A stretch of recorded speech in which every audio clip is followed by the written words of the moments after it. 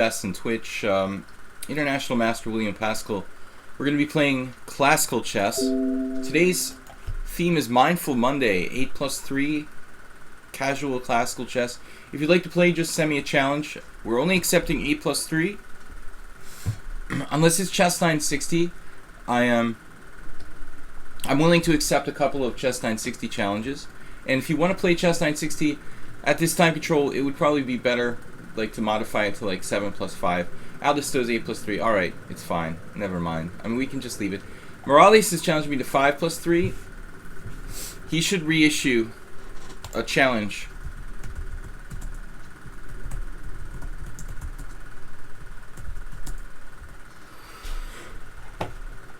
I'm going to close this challenge with Morales.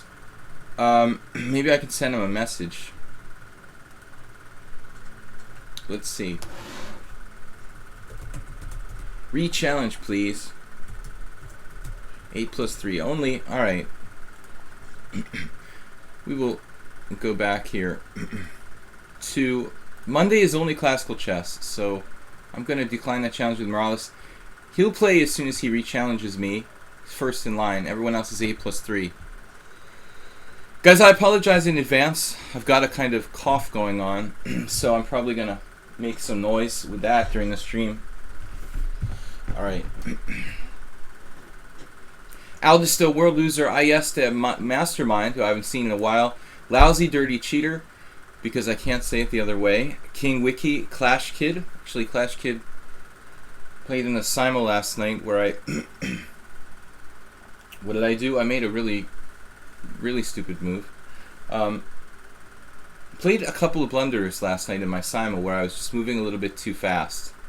So I need to find a happy medium where I'm not taking too much time, but I'm not just making outright blunders in trying to move really fast. Online Wiki, where's your challenge? Where is your challenge? Okay. Morales is re-challenged. Alright. We're going to start with him. And what is up, guys? The European Championship is still on. That's a great tournament if you want to watch some fantastic chess, a lot of strong players. So this week we're going to be streaming Monday through Friday. And then Saturday I'm going away again for a tournament. Wow, do you guys challenge right after the Simo on Sunday? Why am I only 10th on the list? It starts... Actually, we started 3 minutes late. I mean, 3 minutes after 10, so... That's 3 minutes later than usual.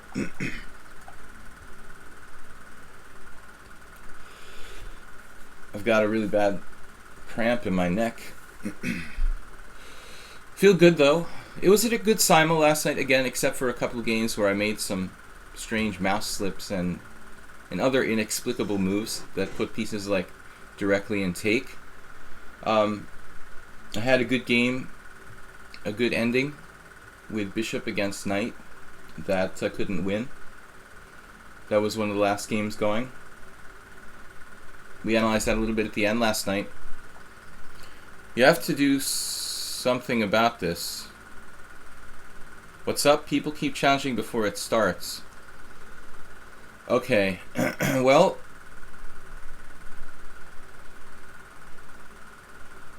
I mean, we'll have to think about it. Strategy for combating that?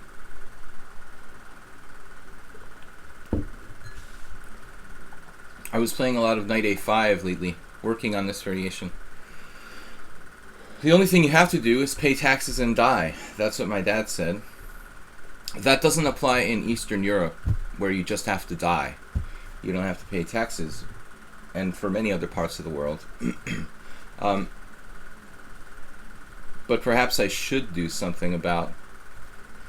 people challenging early. I mean, it's very heartwarming to know you guys want to play that bad that you challenged me early. But at the same time, there's an argument for kind of randomizing it. Yeah, we experimented we experimented with that a little bit, where I just kind of like randomly choose the challenges. Maybe I'm gonna have to go back to that online wiki. Well, it's not about no taxes in Hungary. I mean, of course there are taxes, but it's more about all of, all of like Eastern Europe. I mean, tax evasion is popular everywhere in the world, but, I mean, it's kind of a way of life where people avoid paying taxes any way they can. So my dad's joke about paying taxes to the IRS and dying being the only things you have to do, it kind of goes over flat when you tell that joke to like an Eastern European. They're kind of like, what do you mean you have to pay taxes, So I had to modify the joke, but it's just funny. I want to go back to C6. Probably not a bad move. I mean, centralizing my knight. But I'm just going to castle. It looks like a classical dragon that our bishop on d3, knight on a5 are slightly misplaced. How excited, how long is left? So excited, how long is left? I think he's just testing the command. A+3 is like a 20-minute game, leaving 2 challenges people that arrive on time. It's a mathematical way of looking at it. Yeah, I mean, okay. You can do a poll, Plutro, with Mubat.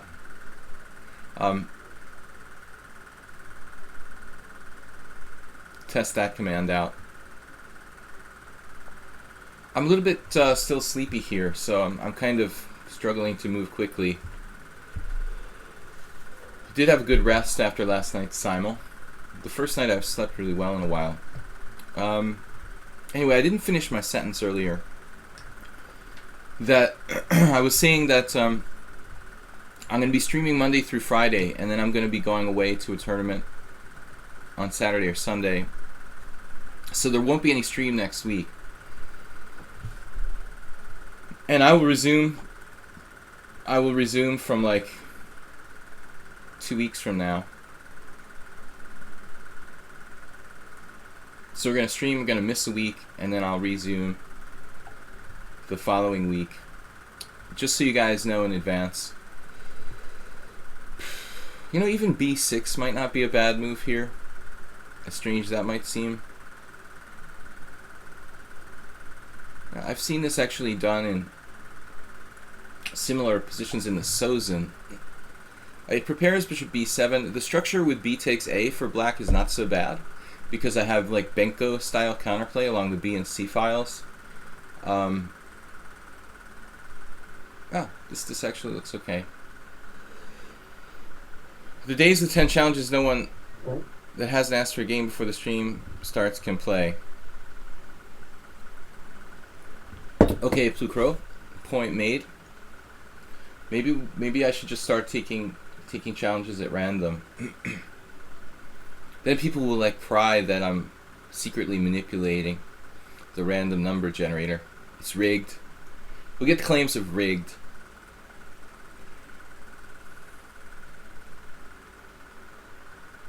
We need to be able to like generate random acceptance openly. Well, F5 looks like a reasonable try, opening the bishop on c1. There's a drawback with my move b6. It takes away any kind of counterplay I might have had with that diagonal, so I was kind of experimenting with b6 here, but it does look a little slow in this particular position. I don't think I would try this again. It looks like he's got very real sort of counter chances here. I don't know if I'm going to be able to generate enough counterplay. On the other hand, like, what's he doing? He's playing it like it's a sort of Grand Prix attack, but with no knight over there on the king side to go to g5 or whatever. I mean, there's no knight coming here. It's kind of like a little bit difficult for white to really threaten anything. Cosine, hey, what's up? You guys from the US will be happy that I'm going to do the stream from USA time starting in the 1st of July. I'll probably be streaming in the afternoon USA time. Afternoon, early evening. Now the only thing that I'm concerned about here would be, I guess, rook h3, bishop g5, bishop takes f6, and like trying to mate me on h7. Would we go knight c4?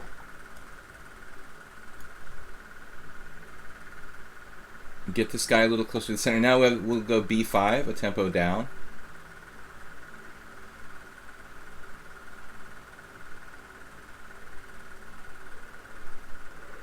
If he plays bishop h6, he has some attacking chances against my king.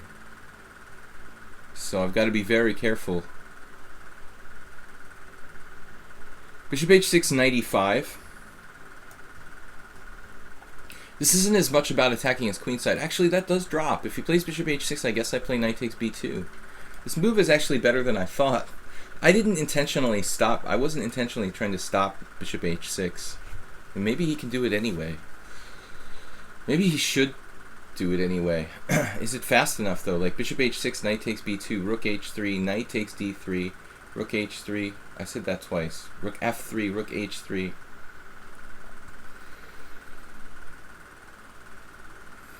Not so easy, you know, to checkmate me here.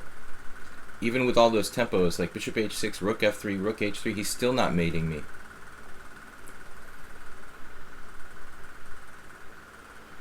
Anyway, guys, what's up? Knight d2 is definitely a move where white is taking my comment to heart and migrating a knight back to the king's side where it could actually deliver mate.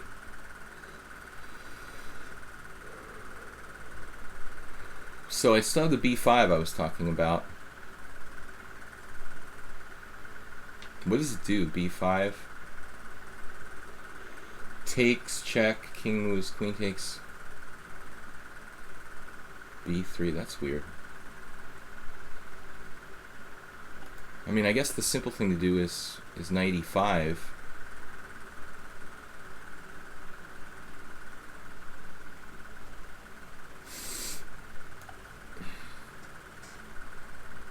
Yeah, obviously.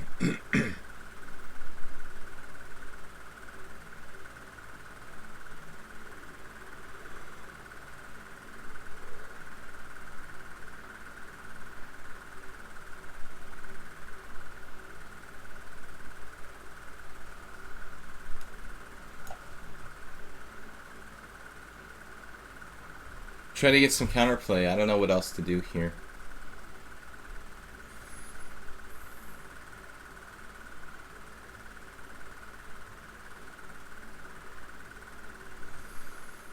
If he tries to do bishop h6, I can take it and then play this one right away. Threatening pawn takes pawn. Could always take with the knight, actually. Knight g5.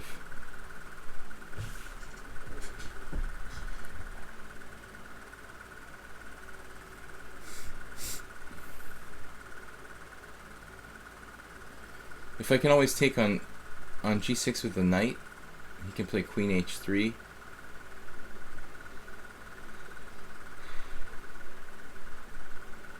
h6 is very weakening, but it might be playable.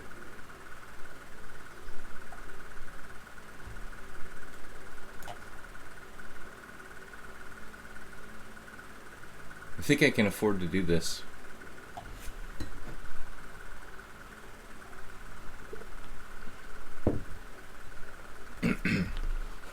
I didn't see Clash Kids comment. What?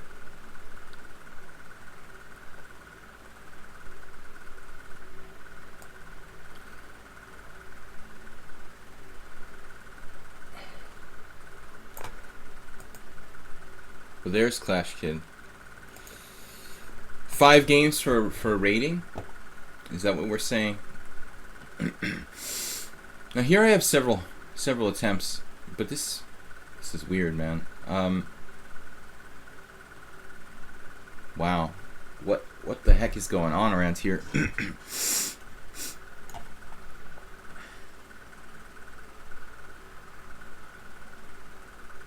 I gotta believe this is okay for me.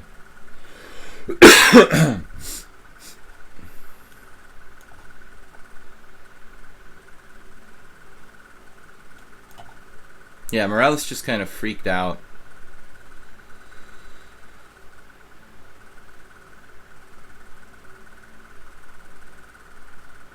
I think at this point, you know, Queen E3 or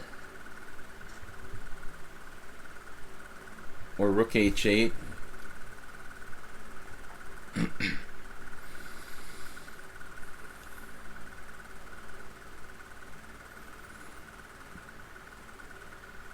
Actually, I have a lot of moves. I mean, I could even take on D3.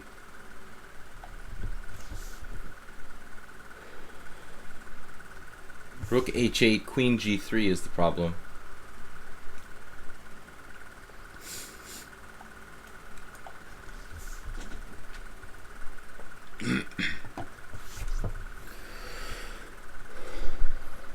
You guys are talking about like getting a FIDE rating. That's what I took the discussion to be about.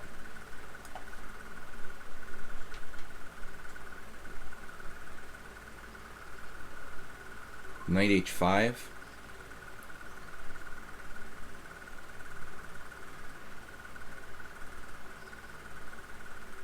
This is sort of unbelievable that I don't have a forced win here. Knight H5, Queen F2, only move.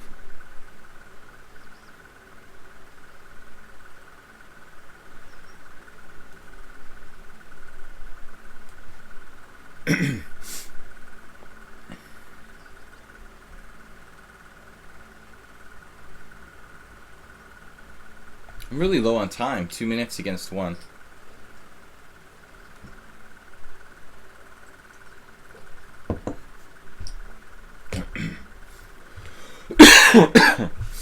But this is my error, my last game that I lost against Kovalenko. Panicking when you have an increment, you know. I mean, 3 seconds is internet. This is a good try. I could sack my queen and have an equal position, maybe. Alright, now what? It was like his only try. But I mean, he's like... He's down a lot here. A whole rook.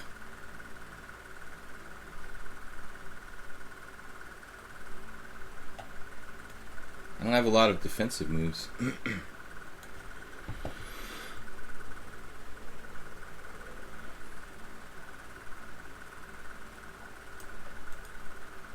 My knight is pinned.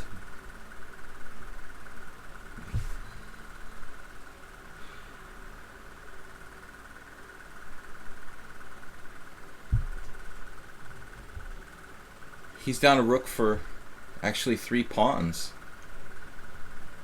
This could be complicated. But I have the ability to attack G2. I really thought this should be like the decisive factor, but I can't find a way to use that.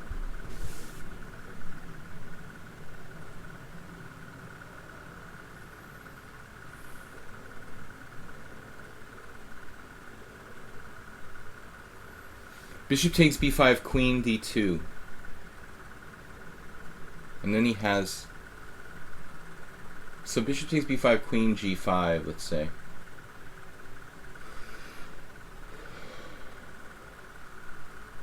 Wow. Okay, this move looks too slow for white. You know, I thought that he could take here trying to win the exchange. If he wins the exchange, he probably has enough material.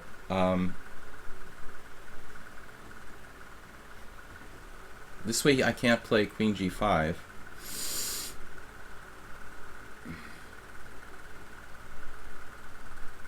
Crazy idea here.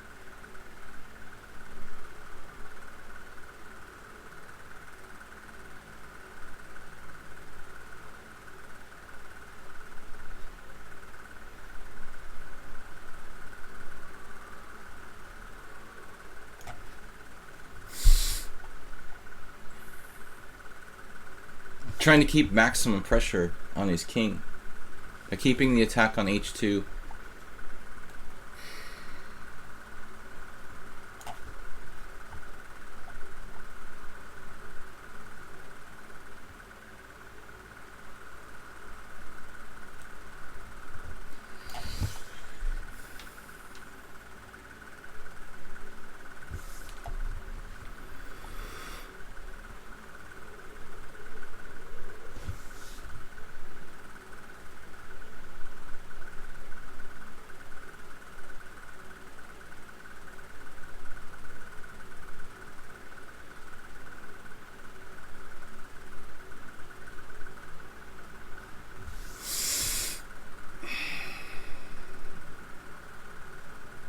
Rook takes f6, rook takes h2 check.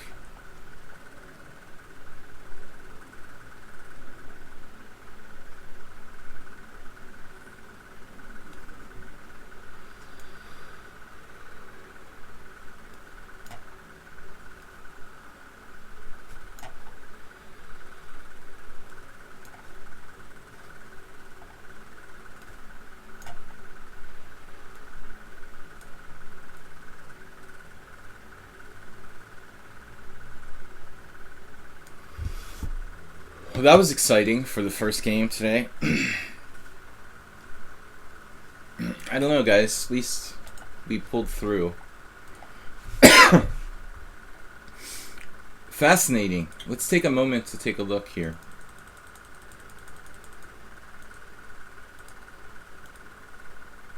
Following Alexei Fedorov versus Chernyshov from 2000. That's good. Good players. This is a new move, actually. Oddly enough, what are the chances Morales would play the exact move that Alexei Fedorov played? Castles, and then Fedorov played the ultra lame bishop d2. Like, what kind of move is that? Okay, he's on the a5 knight, but I find it very hard to believe that's a good move. I suggested knight c6. That's the best move according to the engine, but there are other moves. This was a little slow, f5. Alright, I'm not going to go over the whole game, but let's get to the key position where things got really interesting. This was a blunder, apparently, because of queen b6 check. h6 the engine likes, and then knight e6.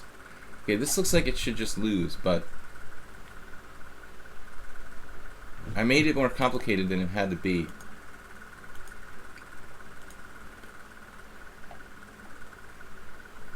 Well, it looks like I played correctly. The engine just thinks this is a joke.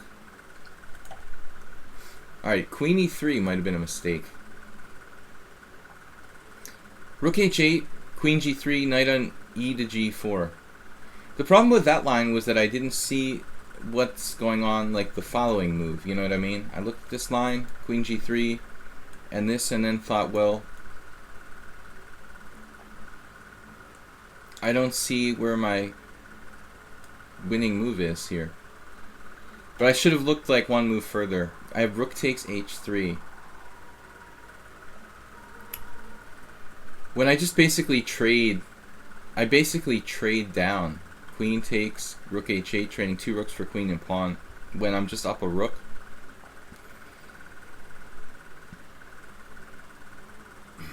I'm not up a rook, I'm up a queen and knight for 2 rooks at the end of the day. I don't know why the computer's like 11. He must be getting mated or something. Anyway, it was fun. It got a little bit exciting. With 7 seconds left, I managed to find queen e3.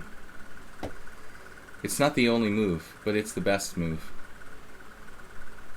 Queen h5, knight g5 wasn't so simple. Although I'm probably winning with king takes g6 there.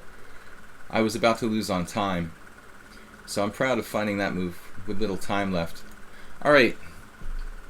Blue Crow, you know, you can let the let the viewers chat too. No, nobody's chatting in the Twitch chat, so guys, feel free to take advantage of your opportunity to chat in the Twitch stream. Maybe I need to refresh my stream or something. Maybe I'm missing stuff. I don't know. Alright. 9 challenges. Aldisto, 8+3. Aldisto Played in the stream in the simul yesterday. Oh, he played the Albin against me. That was a game where he got in trouble. Albin is not an easy opening to play. Alright. So chess 960. If you guys want to play 7 plus 5, maybe I like the increment better for the chess 960, but okay, 8 plus 3 it is. More or less same thing.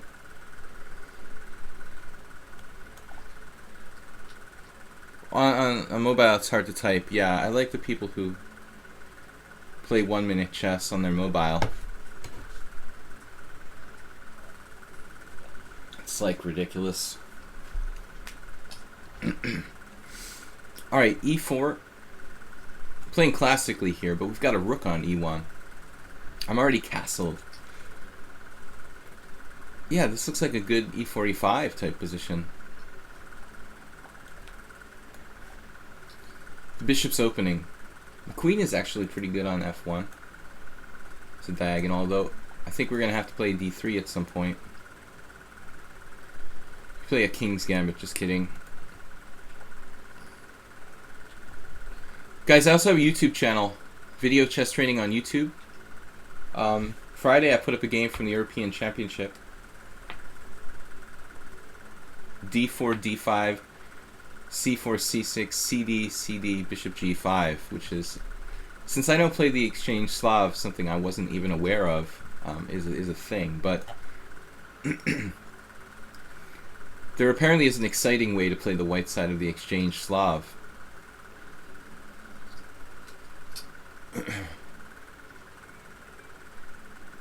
I'm not really a fan of symmetrical structures,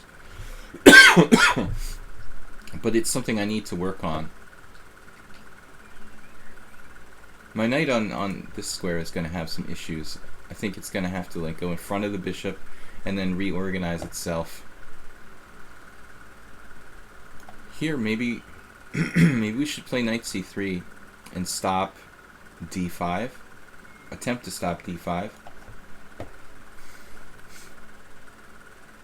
Otherwise, we have a fine looking bishop's opening or Vienna game. If we have to compare it to classical chess, classical openings. Thanks for adding on YouTube.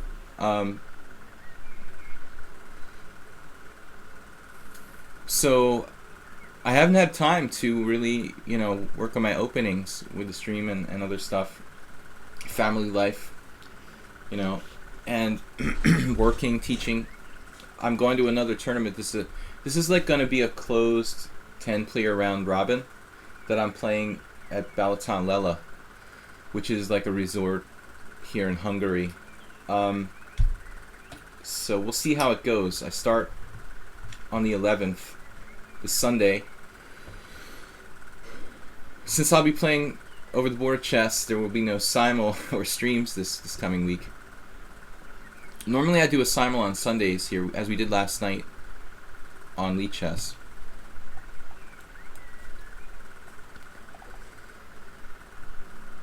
Maybe my knight on a1 will be performing an important function. Yeah. The problem with this kind of position is that if you take here, they can take with a pawn. And in some instances, that's good.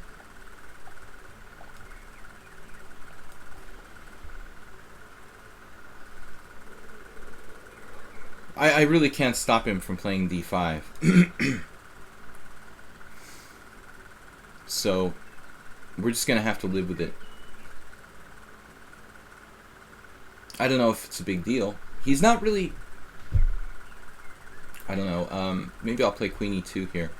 He's not really, let's say, well placed after having played d5 to follow up effectively. Like, his knight on d8 is just sad, I mean, it's got nowhere to go. And that's an issue, Stole my idea with queen e7. It's not a difficult one to find. but I think we'll both castle kingside.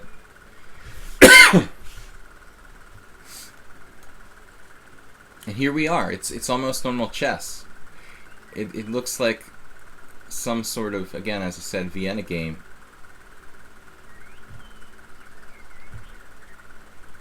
You know, so he could try an aggressive break here with f5 or d5.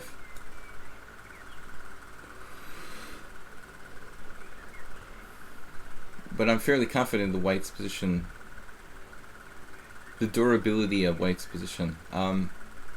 But anyway, I mean, we can't think of just generalities.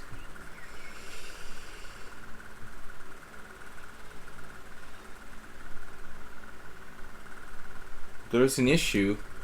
I wanted to play d4, knight d2, but I've got a problem here.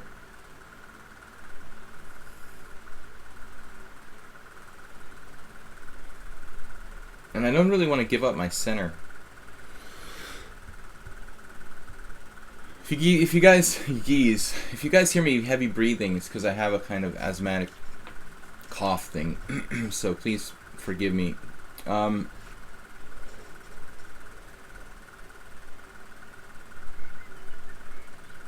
think it's related to pollen allergies. d5. Maybe I have to move a knight to a1. That would be good, huh? Maybe I should have brought this out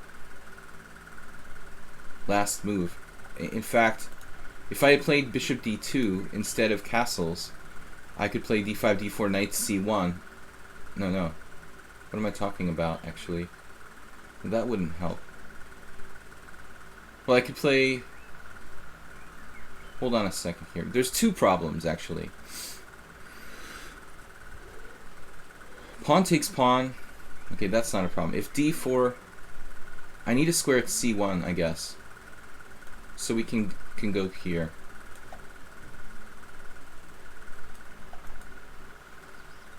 Maybe only move. I mean, only good move. Black's getting the space advantage, though.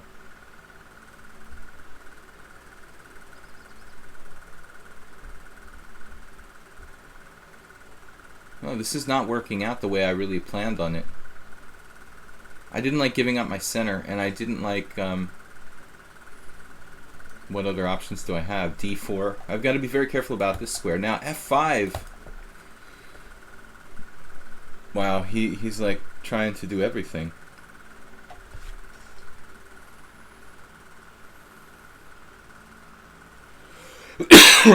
Well, despite the bad knight on d8, he's also got f7 to pop that knight out into the game. I'm not really thrilled about this.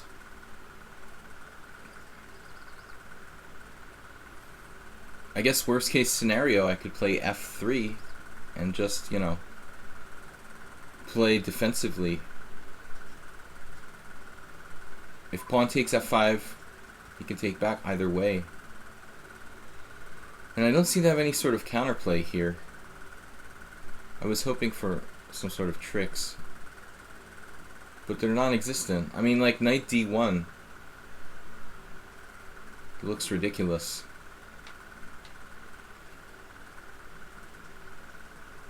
How about some tactics?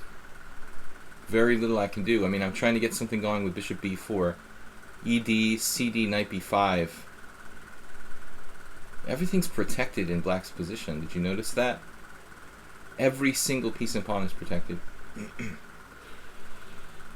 Knight takes d5 was suggested.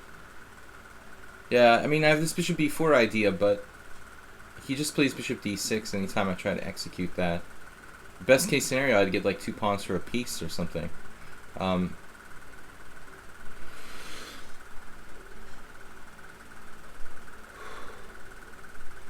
This is just an epic fail.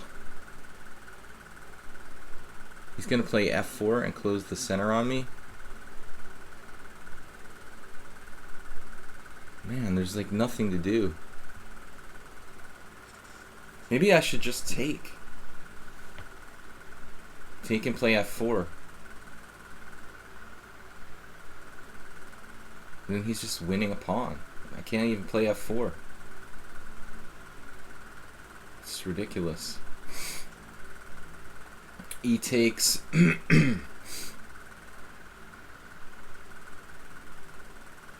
I don't know. F3 is so passive. At least I'm hoping to get in like a break of my own this way. Counter break. But black has the initiative here. I also opened up his bishop, you know, potentially against h2.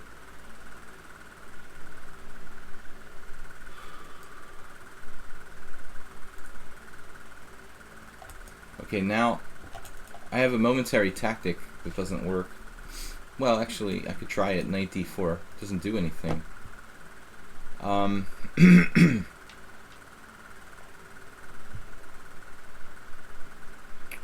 wait a minute now.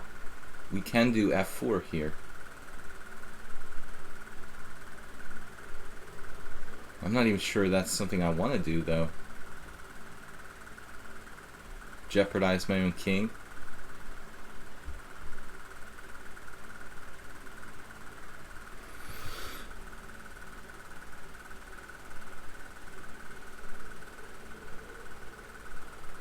I have the trick bishop e3.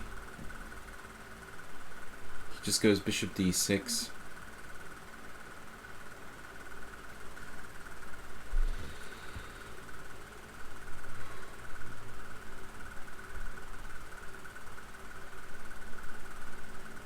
Black's just better now. Knight e4. Just loses a piece for nothing. Since I have no discoveries of any sort,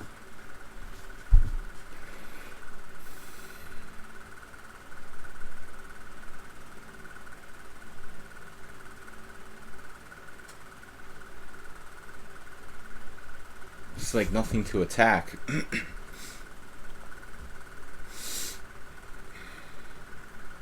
Nothing to attack here. My knight is on b3.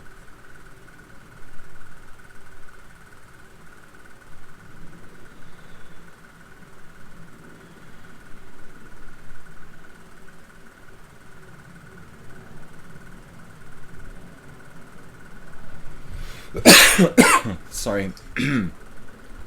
Sorry guys, I don't know what to do. Getting hit by a cat.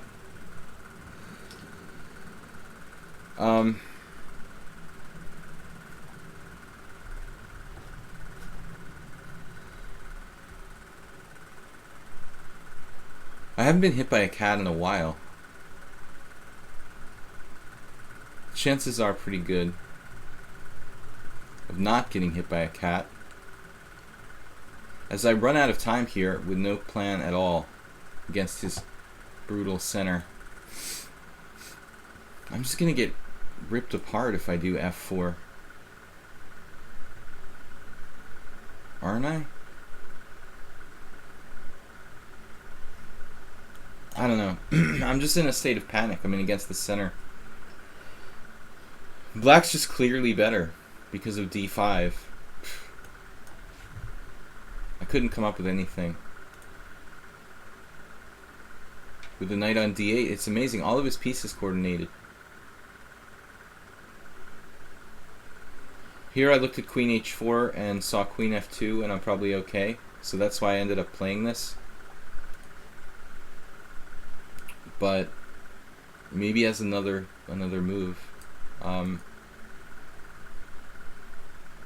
Maybe in reality I'm okay. I don't know, but I have to be very careful.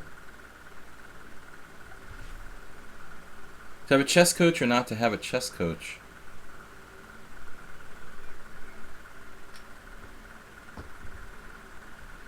Well, it's not for everybody. I mean, the onus is still on you. It doesn't hurt.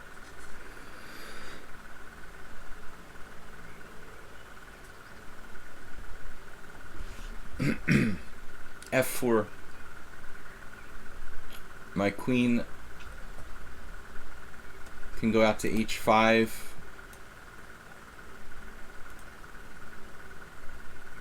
No, this...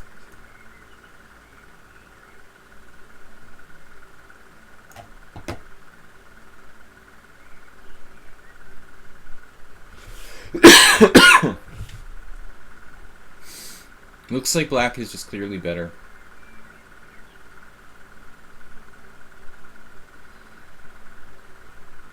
Here I was thinking queen h5, queen g3. Pawn takes pawn, bishop takes, rook takes.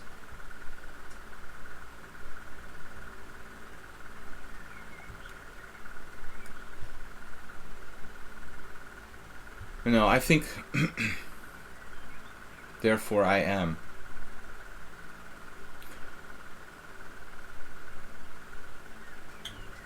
I just lost the pawn.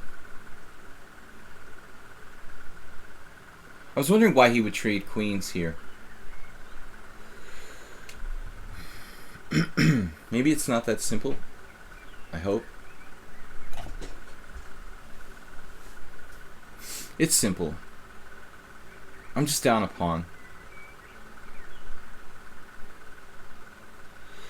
What I didn't see before was bishop takes f4. You know, rook takes rook, rook takes rook, bishop takes f4, rook e1 check, winning a piece.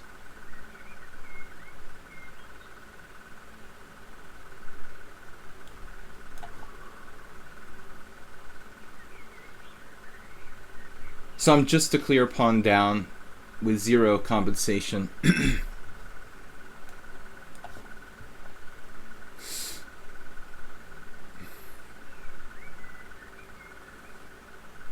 And I just secure my knight on d4. So much for that theory. Again, I apologize for the coughing, guys. It's not something I want to have to do, but it just started yesterday. Bishop e5. Wow.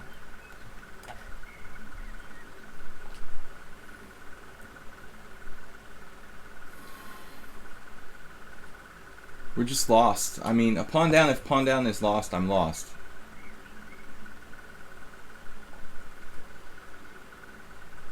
We have a good outpost on d4. That might be worth like 0.2 pawns.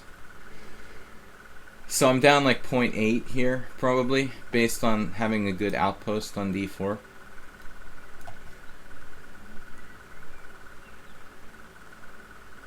This break might bring me up to like 0.5. 0.5 pawns down. Actually, it doesn't really matter. I mean, he'll just trade. He could just take on g3. Although getting rid of the f4 pawn, yeah, I'm probably like 0.7, 0.6 pawns down now. Because that's a strong pawn. If I can trade it off. The point is he doesn't have bishop h3, which he had in other positions.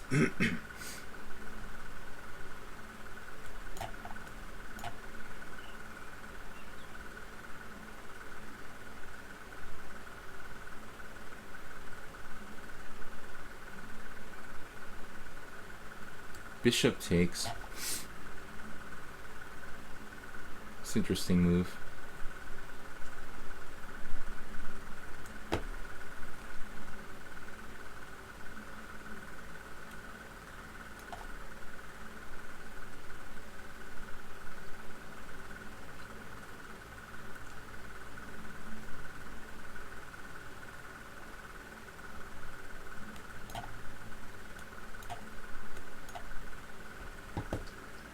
I just don't know. Couldn't even find a move. Rook f2 and rook f2 is probably the best move. More than a pawn down, according to the engine. This last move was a very bad move by me. King g2. I have b5. I didn't see it. Damn. So with b5, I have really, really good counterplay there. Did not occur to me at all. But I wanted to play for c4. And I probably had that like the previous. No, I couldn't do c4. Actually, it was a strange recapture. Bishop takes f8. I mean, It's normal to take with a rook here, and you're just a pawn up and an ending. I mean, I don't understand bishop takes. That was weird. So I didn't see this idea. Good game, man. Very good game. World loser. Spinal Chap, what's up, man? Spinal Chap. So I don't know what it means to get good at chess for you. Spinal Chap, what's up?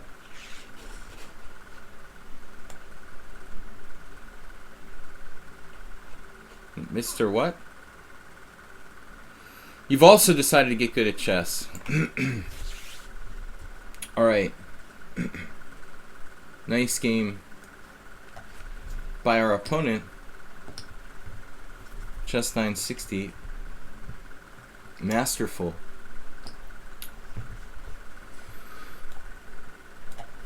For some reason, every time I play World Loser lately, I'm playing d4.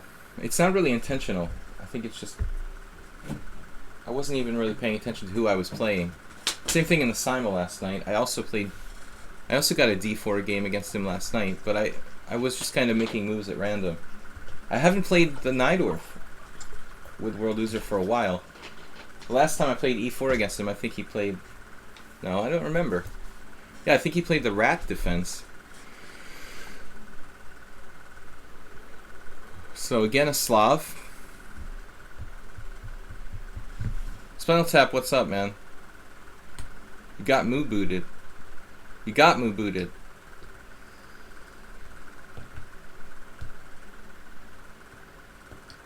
Triumphant said what? What are you guys talking about, Triumphant? The challenge handshake authentication protocol? Is this for real?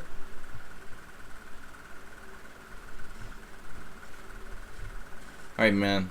That's too technical for me. Maybe we play the Geller Gambit against World Loser.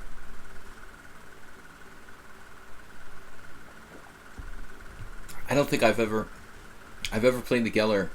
He might know the main lines, but I mean, I like to play Queen C2, which is just, it's just a line that Spassky played a few times. There's not that much theory with this, and it's probably kind of risky for white, but then again, all gambits are somewhat risky. Thought we'd try something different. The plan would be to break with b3 or a4 at one moment. In one moment. b3. One thing I don't like is like b3, b4, knight a4, c3.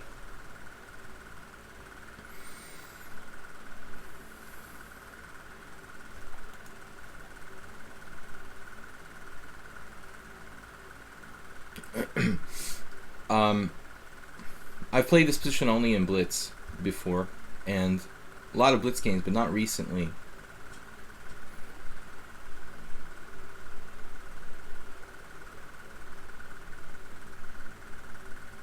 I guess Rook d1 off the Queen on d8.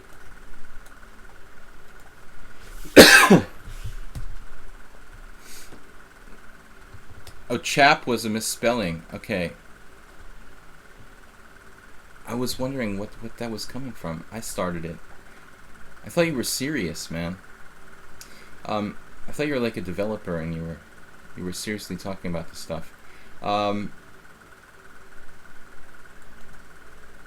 having a problem with my Twitch stream getting authorization token. Does anybody know what that is? A6 A4 A4 B4 is always a problem. A4 B4 knight B1. Actually, what am I talking about? He can't do that, can he? Well, he's on the E4 pawn. Yeah, A4 B4 knight B1 C5 or something.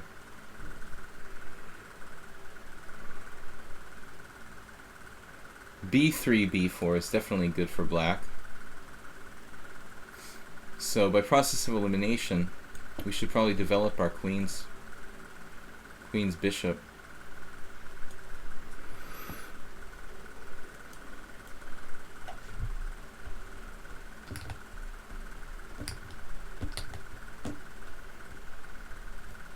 I don't know, there's some kind of bug with my Twitch when I try to edit or upload my videos the last 2 days.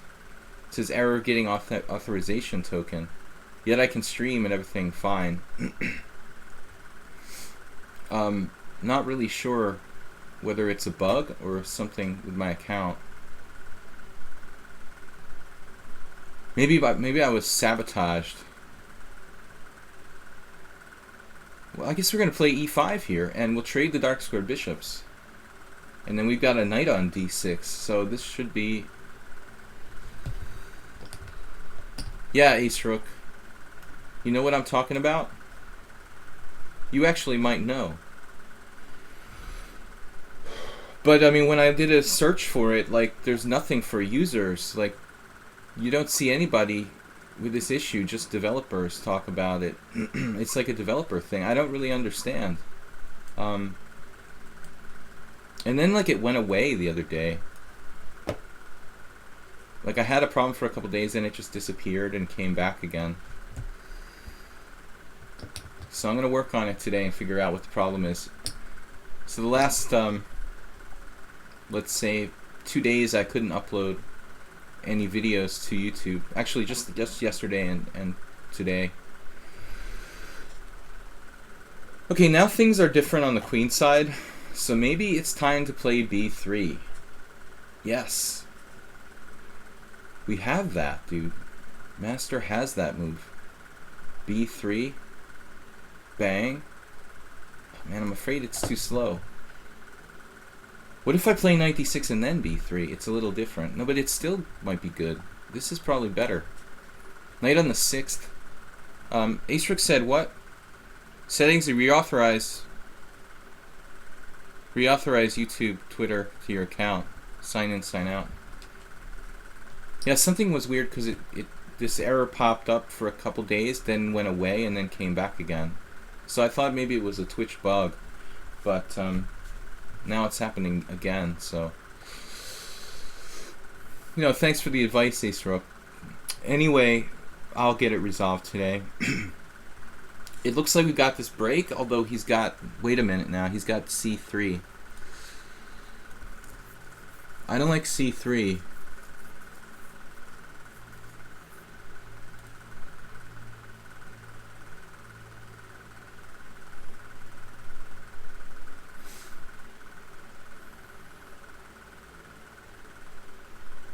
We've got a lot of possibilities here.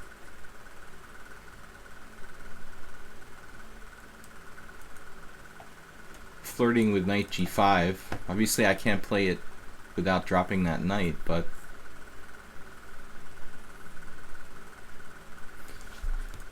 He actually wants to play c5 himself.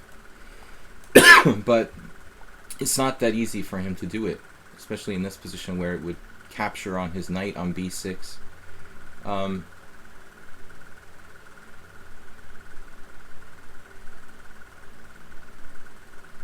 of a weird situation.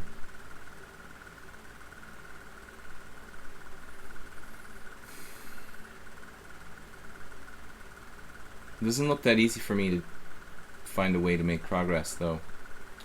Queen d2, I was thinking. Hey, maybe knight d2. And then another knight.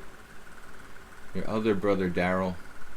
And it's not a crazy idea. Knight d2. You gotta do something.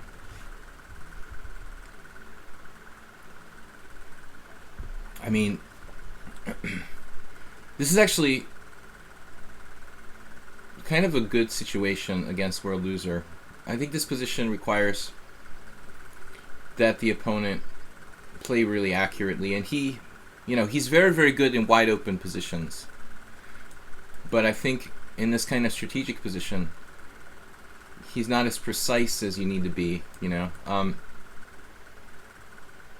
I should aim to play more of these kind of games against him rather than oftentimes I get kind of tactical open positions where he's very alert, very quick, and sees what he needs to do.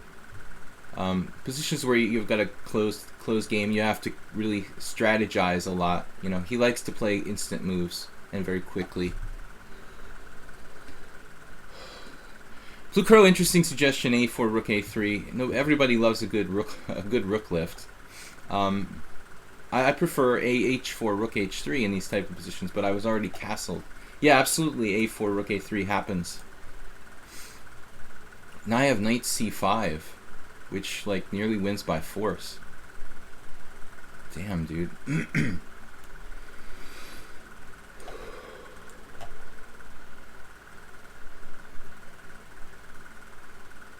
I mean, this has got to be good, right?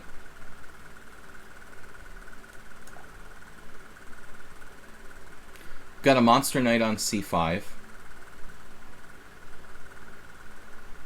I can play D7 at some moment when he's almost entirely paralyzed. If I play D7 though, the pawn becomes, well, the pawn's gonna become vulnerable anyway, isn't it? Maybe I'm gonna need to play D7, follow up with bishop F3. Maybe I should play bishop F3 first. That piece isn't working where it stands now on E2. And we've got E-file ideas. But maybe this was a slight inaccuracy.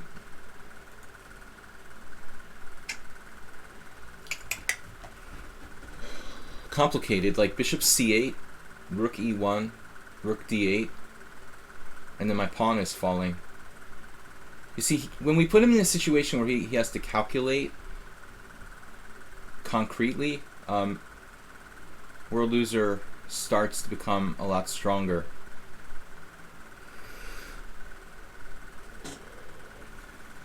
Now B3 starts to look appealing. I might be 2 pawns down and still have compensation. Screw it, you know. I mean, even if I lose the D6 pawn, we've got big holes and backward pawns. Maybe we transfer our knight to E5 instead of... Transfer our knight to E5 instead of C5. Although here I could take with a knight, which is worthy of consideration. It's not really the plan. Yeah. He's also kind of materialistic. World Loser. I mean, I'm not trying to just bash him, but in order to beat someone, you know, especially if you play a lot of games with that player, you need to start to look for their weaknesses, you know, and so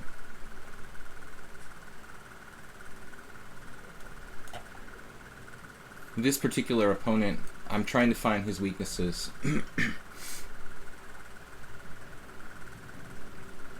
I think he's a little bit materialistic.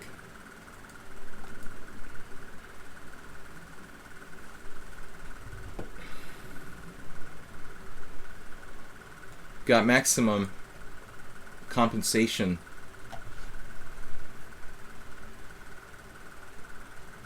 Two pawns down.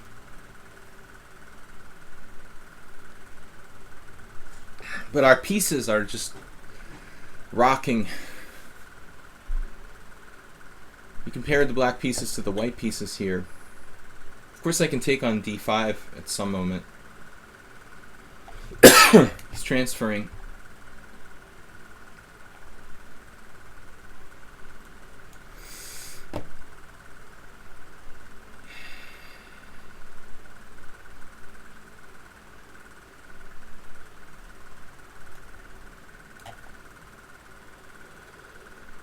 Now he played A5. I wonder if I should have piled up on that pawn.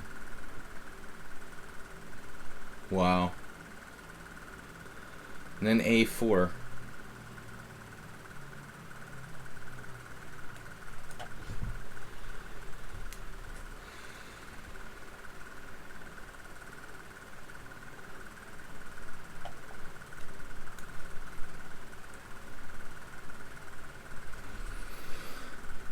Okay, he's...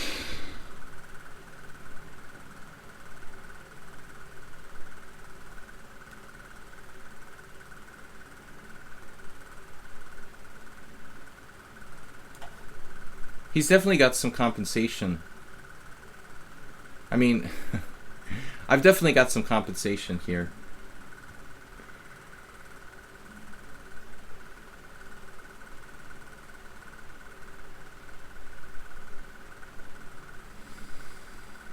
He has material compensation for my peace activity.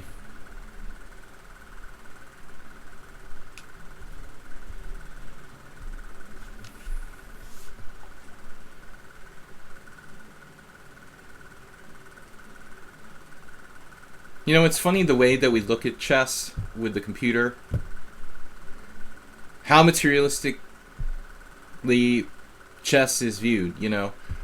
Here we are in the 21st century and we evaluate positions based on material.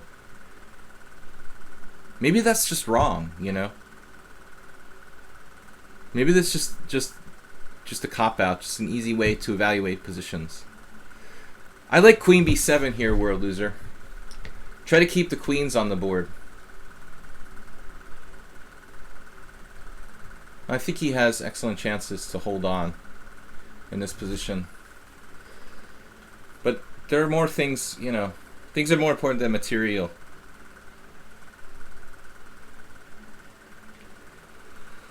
Come back to the days of glory 2418. What is 2418?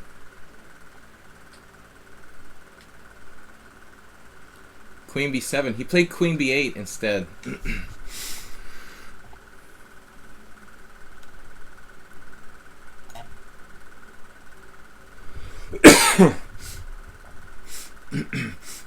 Obviously, I had to watch the back rank mate.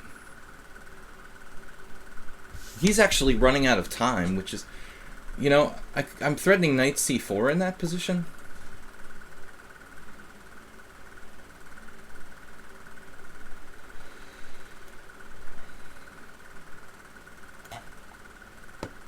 Alright, I mean, white has absolute compensation. I prefer white here, even though I'm a pawn down because his bishop's so bad. But he's still a pawn up.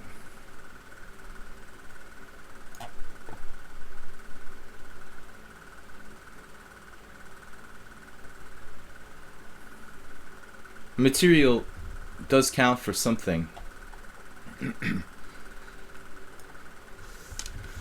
He has 2 minutes left.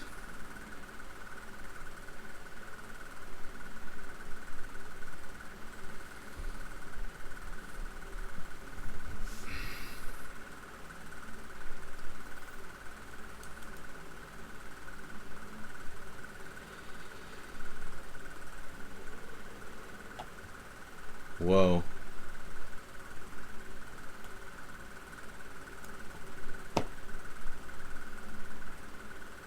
Why did I just play that move? Centralize.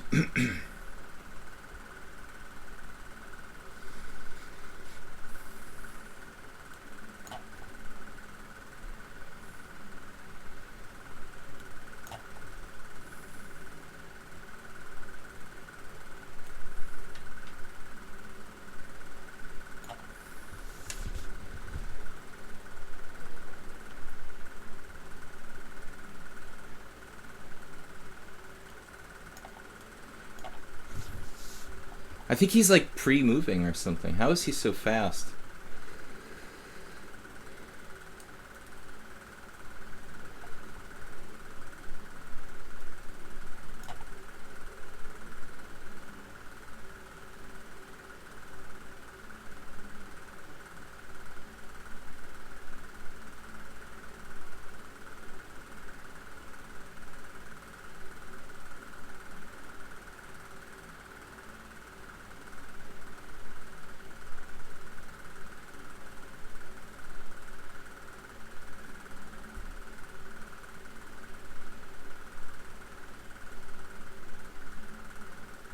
I really ought to concentrate on attacking his king.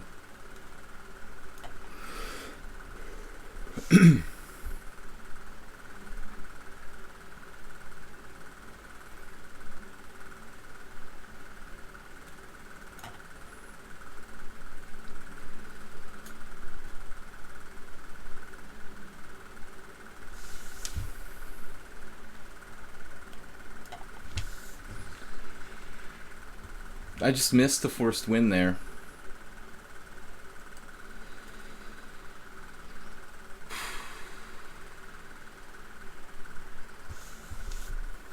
That's really sad.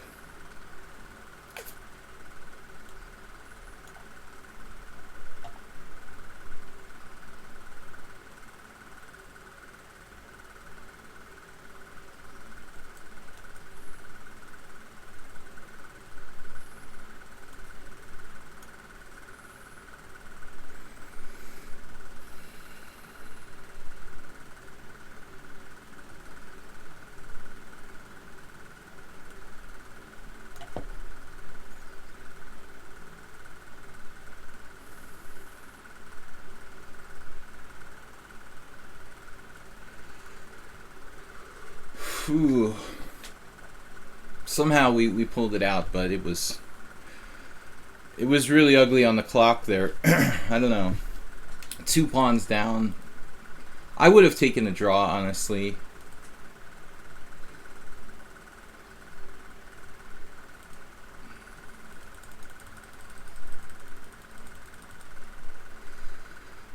This is actually a game. Zlatko Martic, I played that guy last year.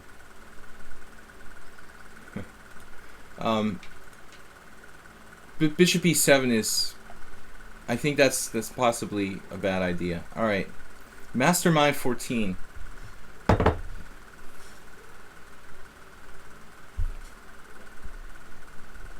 Yeah.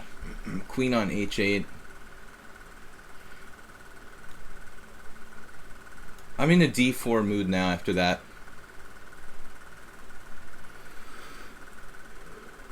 We always had pretty serious compensation for the material. But you know, I'm serious about this talking about the way that we evaluate positions, right? The whole system is based on material, you know, and maybe that's wrong. I should try to talk to like a really good programmer. Vasek Rilic is my friend.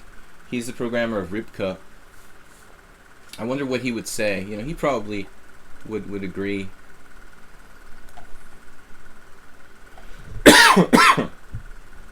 You can also play queen takes d4 here. But I think for some reason this is considered more accurate. Not really sure why. Oh, Henning Shara Gambit. Right, because if queen takes d4, knight c6, so it's half dozen of one, 6 of the other. Either way, I'm going to have to give up a tempo.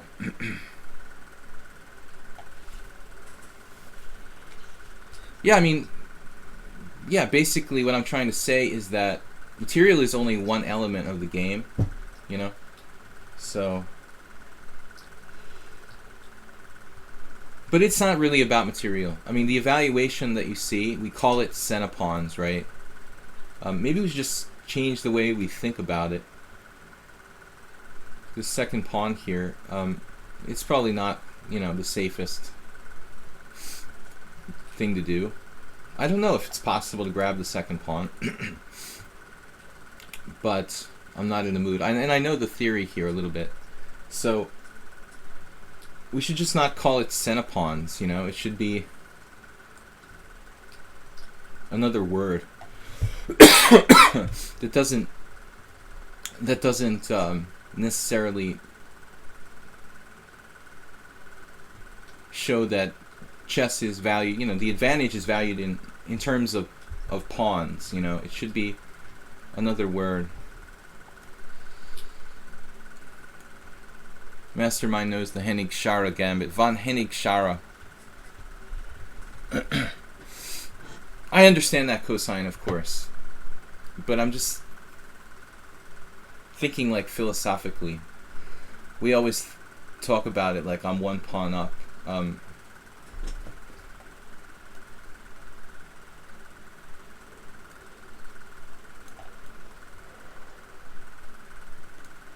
You know what, though? Mastermind castled kingside, and at the end of the day, the important variations for black are queen e7 and castles long. You know, that's the meat of this opening, where black tries to castle queenside and play g5, g4. I remember studying a New in Chess survey in the yearbook, New in Chess yearbook years ago, where they did quite a bit of analysis on that line. That's the only really serious try for black. I mean, here, yeah, maybe he has some compensation, but because we're castled on the same side of the board, you know, I don't think that it's all that dangerous. If I played Stockfish or Ribka or, you know, Houdini or whatever program, I'm going to lose because it's a computer, it's going to play perfectly, and black might have a little initiative here, which computer plays very well with, in exchange for, you know, I'd rather have the computer have the initiative than material. That's why my friend Vasek Rylich programmed Ribka to be like anti-materialistic, basically. It's not as materialistic as other programs before its time.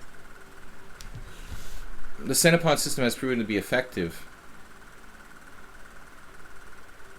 Well, again, it's just defining the name of it, really. You know, I want to not call it Centipawns. I'm amaterialistic, and the computer understands that it's evaluating many factors other than just material. All right, so we got a need for a square for the queen. We need a safe square for the queen. It's a lot like the Smith-Morra. It really is kind of Smith-Morra, basically, isn't it? At the end of the day, that's all this is, a kind of Smith-Morra with colors reversed. It's funny, I mean, I always sort of realized it, but I never said it in so many words, that the Hennig Schar was actually the Smith-Morra. Now he's taking away the c2 square from my queen. But that's alright, we have two other squares. He also, you know, moved the same piece twice again. The same issue crops up in the Smith-Morra. It's kind of awkward to find a place for the queen. Although I could play knight h4, I don't really want to put my knight on the side of the board. You know, another idea that pops up is like knight d4. It's definitely playable here, but it doesn't develop a piece. You know, that's my first issue with that move.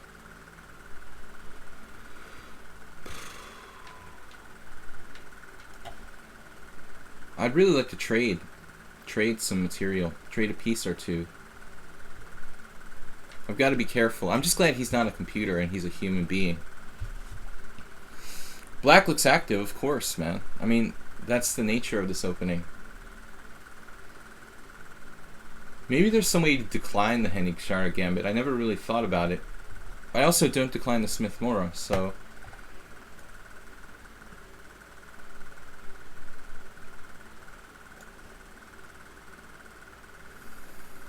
b4, knight d6, bishop b2. What other possibilities do we have? Queen h4, I was thinking about.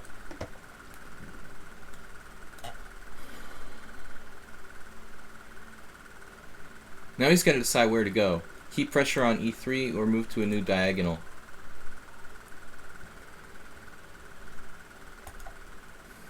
You know, so he has bishop b6. Not that he's going to take on e3. He has this way or this way, and they both have something to be said for them. This way he has this tactic: bishop takes e3.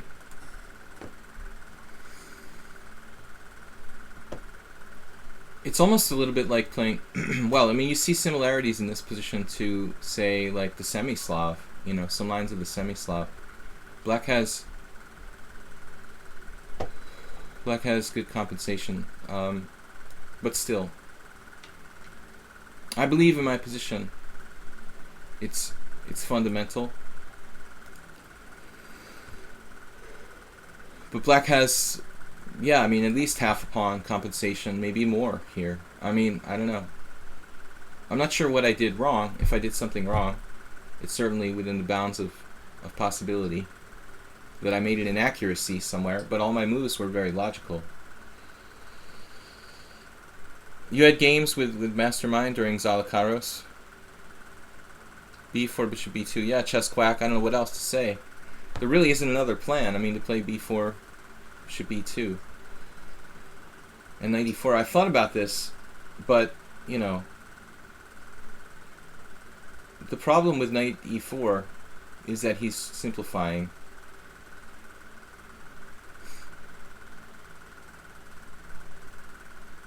He's threatening knight takes f2. I think that's got to go. You know, this is a typical semi-Tarash tactic. I don't really like playing the white side of the semi-Tarash. Like the one time I allowed it, sort of mainline semi-Tarash, Kaidanov beat me. It was sort of a lame game. I don't know what I was thinking.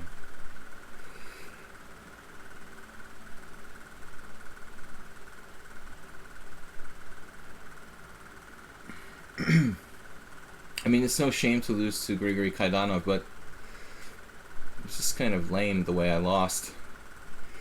Okay, this was a game a long time ago. I don't know if Kaidanov even plays anymore. He's basically like a chess coach.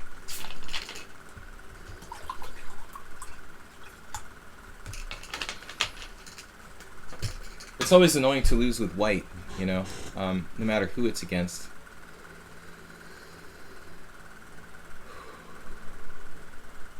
Now we've got b5,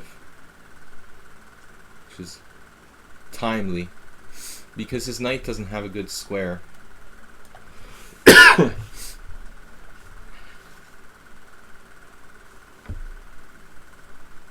You know, Mastermind is basically fundamentally playing the right way, where he's trying to attack me on the king side, but no, bishop takes f3, just trades pieces. Doesn't seem to have anything. My queen is also extremely fortunately placed along this fourth rank now. He doesn't have knight e5. It also stops queen h4 after bishop takes f3. So it looks like black's kind of in trouble here. I don't know that I'm seriously thinking about taking this pawn on a7. You know, I was talking about being a-materialistic.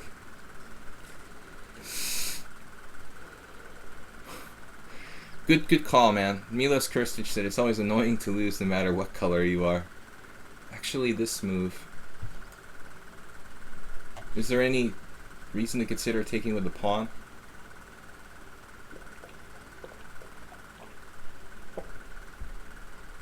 That would possibly open the G file for counterattack.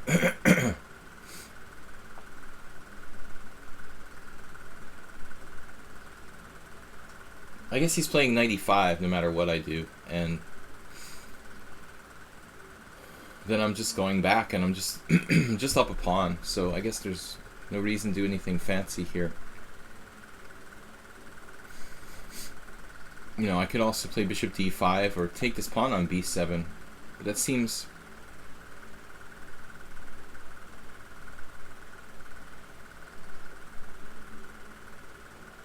You want to take the pawn on b7 and allow him, like, knight d3? I don't think so. I mean, I'm up a clear pawn. If I wasn't up material, I might take a risk to grab this pawn, but to be honest, I just think that on practical level, like, why take risks when you're up a clear pawn? You know, if we had more time, I would think about it really deeply, but since this is basically a blitz game, that's the same reason why oftentimes, let's say I'm up a pawn, I won't take a rook on a1 with a bishop on g7 and win the exchange. Creating situations where the opponent has counterplay maybe necessary in an equal position where you need to do something to create imbalance. But if you're up material, I think you should definitely not be greedy. Whereas if the game is equal, you need to take some kind of chance to get something going. Maybe, then it makes some sense. Queen e6, looking for this, I guess. Do make an effort to try to understand your opponent's moves. I think that in many cases people underestimate their opponents. The same thing goes with studying master games. If you're studying some master games and if you don't understand why someone played a move, you should probably keep analyzing until you do. Don't just like move on to the next game until you really understand what's going on. Alright, center. Preempting queen a2. It is kind of a pity to take my queen off this active line.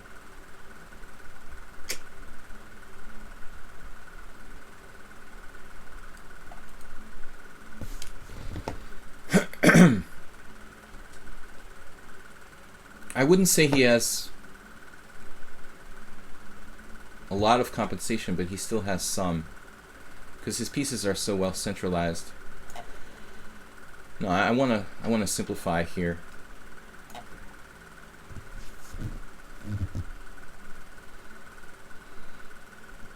Yeah, I mean, in the spirit of things, I think that's a logical move. Now, he's not threatening anything because I have a back rank mate.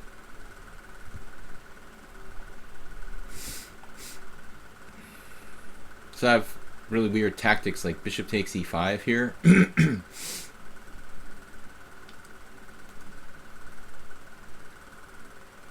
I'm looking for bishop g4. Doesn't work.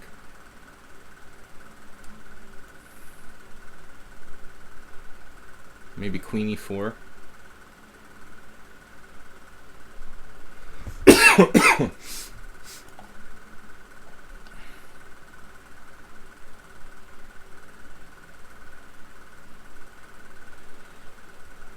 Force him to weaken his position a little bit somehow.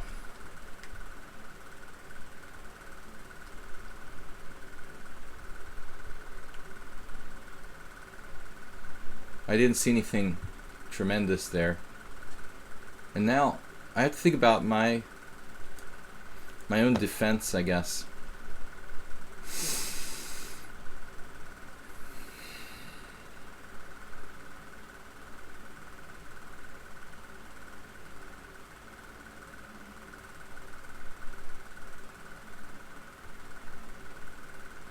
And this back rank problem, I mean the 7th rank problem for me.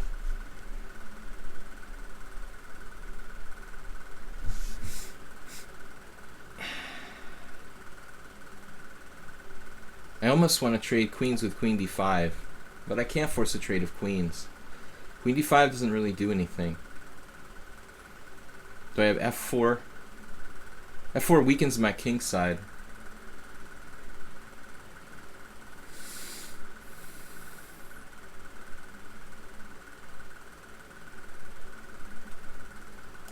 I just need to make some kind of move. I don't know. Bishop d4. Random move. Probably not great. Probably not great. Now he has counter chances. I have to be careful.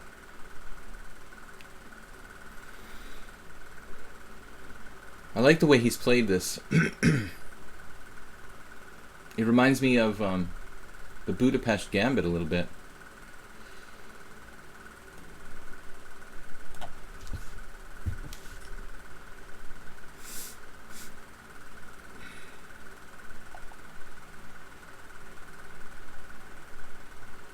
Once again, like thematically, he's avoiding exchanges. I've got to watch for exchange sacrifices. I don't think that's on. I thought he had queen b3 earlier, guys. Like last time before b6, he could have played queen b3 and probed the white position a little bit there.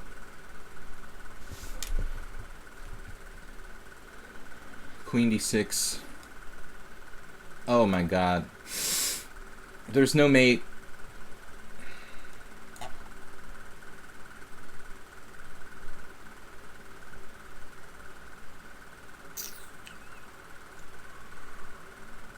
But there are other nasty things. Okay, knight d3, bishop takes d3. He actually had knight c6 there. And that was like the only move that made any sense. It's over now. But knight c6, hitting my bishop on d4 and threatening checkmate would have made sense. It's just a backwards move, you know. It's kind of weird. Yeah, after this move, you're probably okay. I mean, this is probably a draw now. You're just winning the pawn back. It's just a draw. So he had compensation all throughout, you know, until the end there.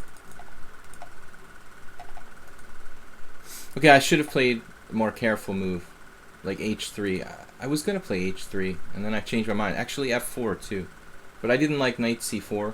I thought h3 is a little weakening. This is the correct move. You know, white has good chances to win. Chess Quack said, what? I've got 2.5, 3 draws, 1 win.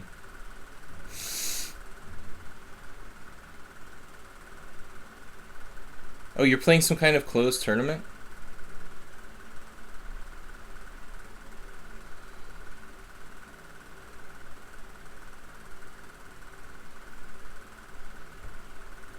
What's that, Chess Quack? You're playing in a tournament? I was busy watching my game. Let's play d4 again. Guys, thanks for watching today. Spinal Tap said he decided to get good at chess. Yeah, I always thought you sucked, man. It's time to get good. Same for me.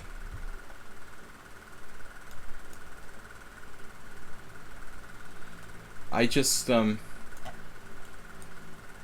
need to work harder. Wasted too much time.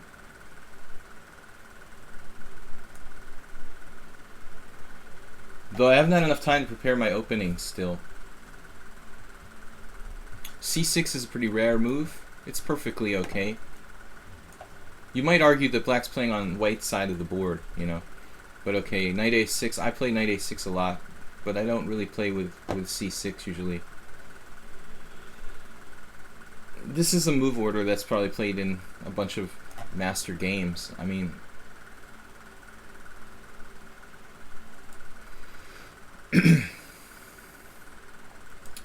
my late friend Alexander Vojkovic did something similar against me in a different, slightly different position.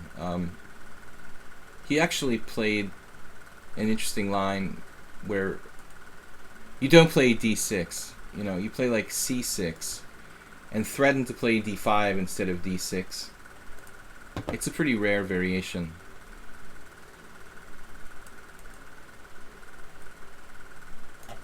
I'm just going to play like simple chess, get my rook off the long diagonal. I don't want to play bishop f1 because maybe bishop g4 will be a useful move for black then. Sorry guys. Too bored with other things. Yeah, Lousy Dirty Cheater. I have played similar stuff to this a little bit.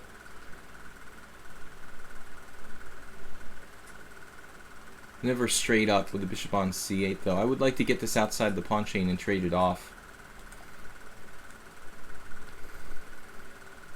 Black is a little bit cramped in this position.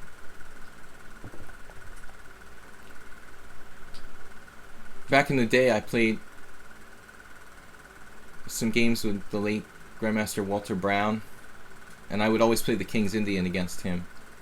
And Walter loved to like move his pawns up like this. This was his favorite, like his favorite formation against the King's Indian. Just throw them all up there. Okay, rook e8. This is pretty abstract for black, but I guess it's playable. It looks kind of passive, to be honest. Spinal Tap would just tear you apart. He's a space specialist. I'm not quite as spatially oriented as Mr. Spinal Tap.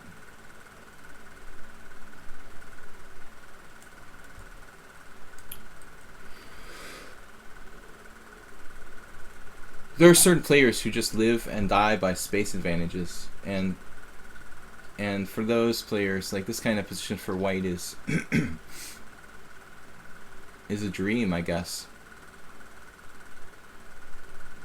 I'm debating whether or not to play h3, which might be useful. Yeah, why not? And black's not really positioned to do anything active.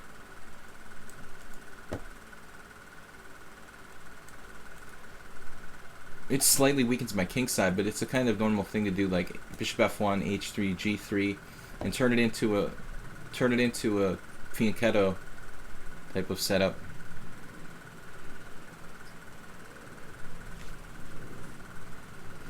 Would be better if you remove the 2 in the what? In the front. 24-20 is pretty good.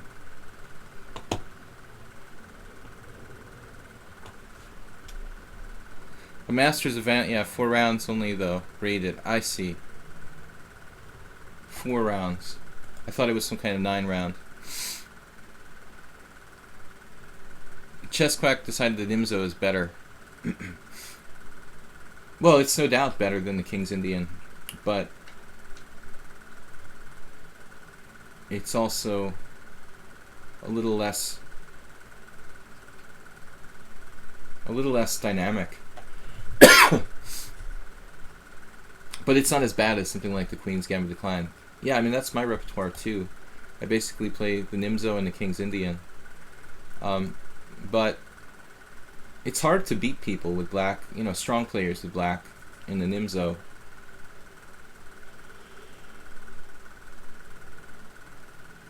I think it's also easier to lose with the King's Indian though, so it's a much riskier opening. Yeah, you know that though. I mean, e5, I guess everything's good here. Reshevsky was a really good player against the King's Indian, and I recommend his book, The Art of Positional Play, to all my students. This rook on e8 in particular, you know, is never happy when you play e5 and the center gets closed with d5. That's why we wait until black plays e5, and then this guy's going to have to like move again to f8 to support f5 later on. Now black has an unusual type of King's Indian going on here.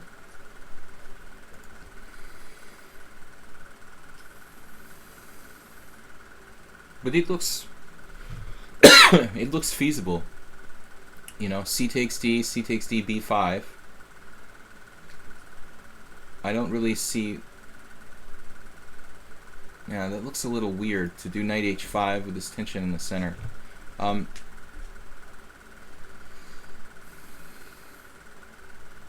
Now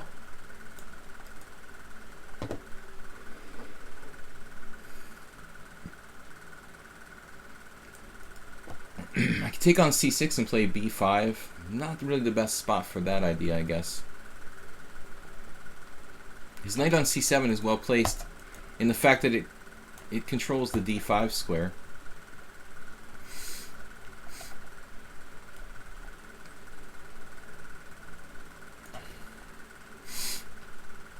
I'm not sure if bishop e3 is a good move. I'm actually putting my bishop in harm's way, let's say. But a7's hanging with tempo.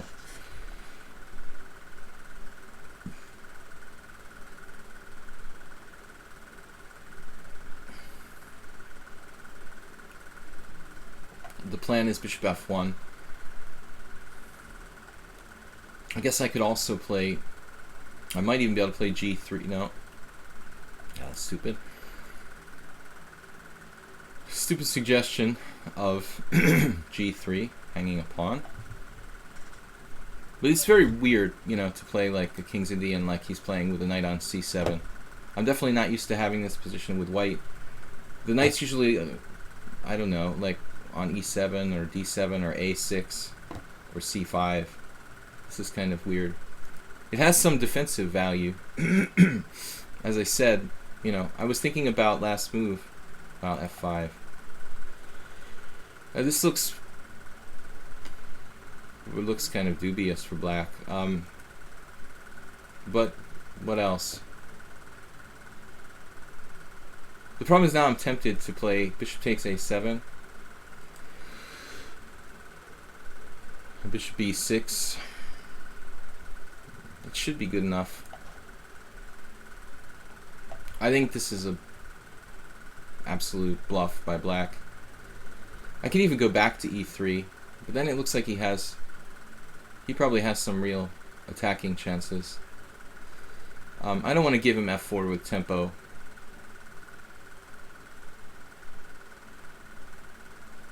We'll play bishop b6, which is going to mess with him a lot. You know, it's going to destroy a lot of coordination, tie him down to the knight on c7. Okay, this is... Alright, I'm priding myself on not being materialistic, but this is a little over the top. So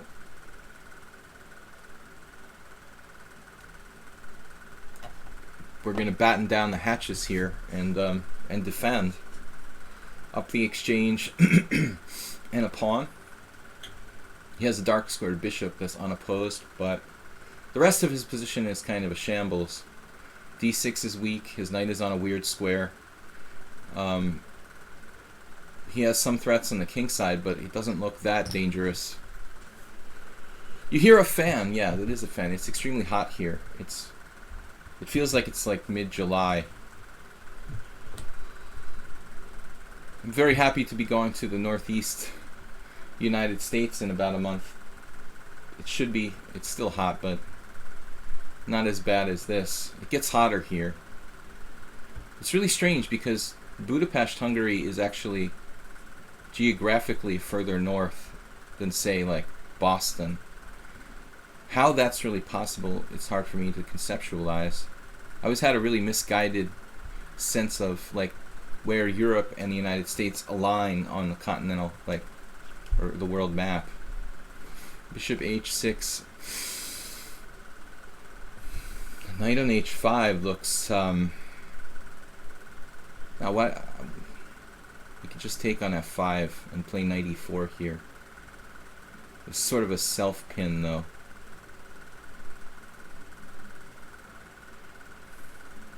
Taking on c6 is also possible. Then playing like b5.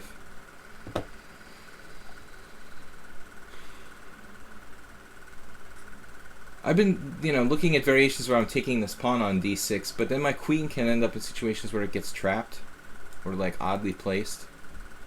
So I've been trying to err on the side of caution here. Once again, we're just up material. You know, it looks really pretty good for white. Pawn takes f5, bishop takes f5. I mean, even bishop d3 there is probably good enough. But I can see how he has a little bit of compensation here. c5 is interesting, just rolling in the center. Ooh. c5 take.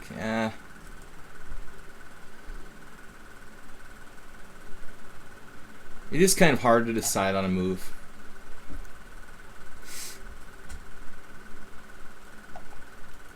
I'm just picking a move at random. Maybe we can take on d6 and just add more material to the basket. If we take enough material, then we can give some back as a sort of parting gift, like a game show or something. I'm sorry you lost, but we've got you this wonderful parting gift. Blue Crow says, you're not the only one. I'm surprised at how high up north the U.S. got. I mean, yeah, on the map it looks really far north.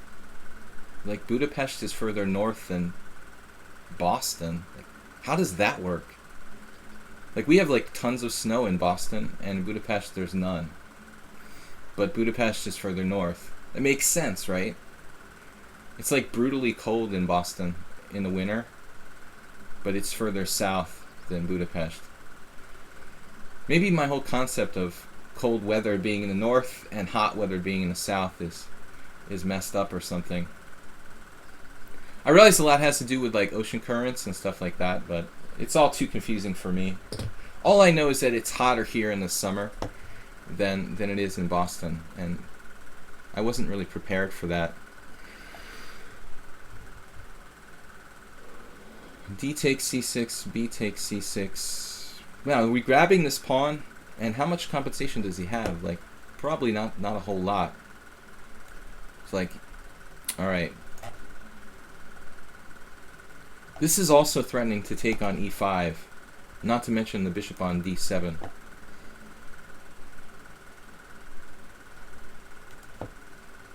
I mean, all my pieces are reasonable, you know, and I'm up the exchange on 2 pawns here. He never really got anything going. I think the problem with the lousy dirty cheater is that he didn't really calculate a lot. He's just kind of playing sort of like intuitively, putting his pieces on like aggressive squares when he gets the chance, but he needs to calculate more concretely, which is also my problem on my own level. I also don't calculate and play too intuitively. That's why, you know, on my level, that's why I think that I haven't been that successful like in my last tournament. Too much intuition, not enough concrete calculation. I'm also too slow calculating. I need to get faster. So it would probably be a good idea to do like 2 hours of combinations, tactics work every day. I always tell myself that, like, you know, I'm good enough tactically, I don't need to do that, but I think that it's a matter of speed, you know, calculation speed is a little slower than it should be. So here's another practical move from Dirty Cheater,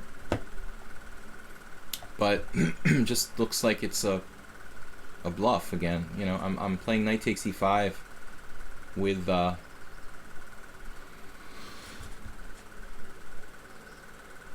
hit on d7, and I mean, he just doesn't have. Although I should listen to my own advice here, I think, and take some time to calculate. We've got a few seconds. What if I take on f5? Bishop takes. Just activating his piece, right?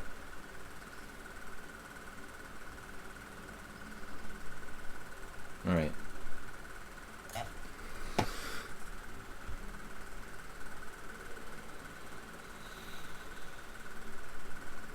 I feel like I'm just taking material randomly. He has bishop f8 at some moment, but man, I mean, I'm taking all the pawns.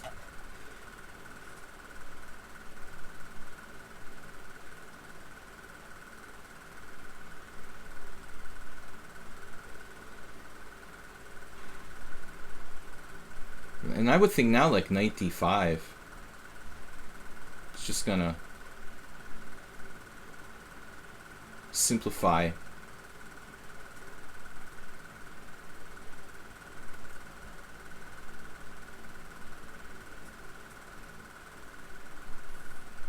I'll do anything to trade queens. I'm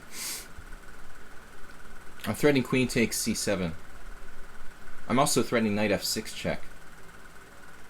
So he probably has to take on d5 with something.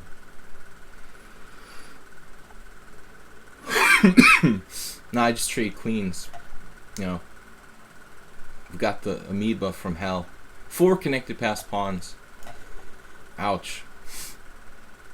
That is serious conglomeration of passed pawns. Not to be messed with. Yeah. Alright, man. It's time to share the wealth. Now I'm only up for connected passed pawns. Alright. Clash Kid, another tough opponent. Took me out of my simul yesterday. Online Wiki says what? The world media determines. The world media, oh no. Bane of our existence. Fake news. Clash Kid. Propaganda. Clash Kid. I'm focusing on playing just the Sicilian. Nobody plays e4 against me in tournament games. So I don't know why I even bother, like, caring about what I play. But one of these days, someone is going to be daring enough to play e4 against me. We also played a Smith Morra yesterday. And he did something weird, like bishop b5, which doesn't seem very good for white. In our simul game, I played a little too fast as I started to get into time pressure. He played bishop b5 against me, which is some weird... It's a weird sideline. Doesn't really put enough pressure. Is there still time to issue a challenge? I don't think so. We've only got 40 minutes left. We've been talking about, you know, maybe randomizing the challenges, because people are challenging me before the stream even starts, and then other people never get to play. So I think what we'll do, you know, is try to implement again like a program where I just sort of try to randomly accept challenges, you know, so everybody has a chance. I have a, you know, we'll find like a 12-sided die or something. If anybody who plays like Dungeons and Dragons can loan me one of those like 20-sided dice or whatever, you know, I could like roll it and like randomly choose from between 20 people. I think we could find a random number generator on the on the internet though. Though after 6 years of internet poker, now 10 years or 15, I don't know how long I've been playing, but I can probably assure people that random number generators aren't completely random, online at least. Alright, anyway, here we are. You're playing way too much weaker players. Hari Shiva, if you could elaborate on the context of that comment. You know, since I am like in the 99.9th percentile of lichess, it's kind of hard not to play weaker players. But, you know, the Grandmasters just don't really want to be on my stream, dude.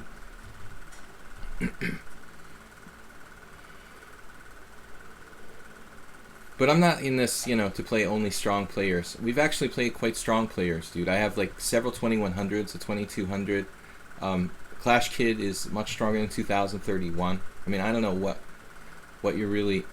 But if you're talking about in terms of me, like, improving as a player, then that's why I asked about the context. Because you're right.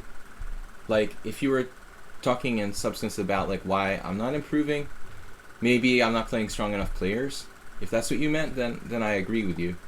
But for the purposes of the stream, I don't think, you know, there's any other option.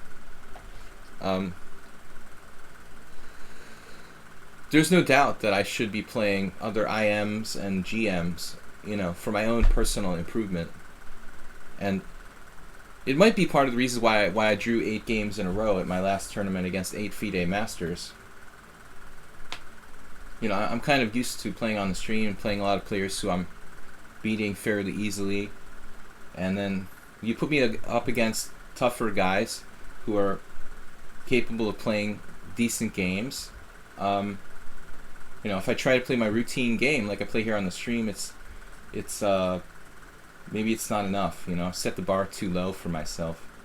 So, yeah, I mean, for my own personal improvement, it would be better to play GMs and IMs only. Pseudo-random generators are sufficiently random. Yeah, it's sufficiently random, definitely, for our purposes.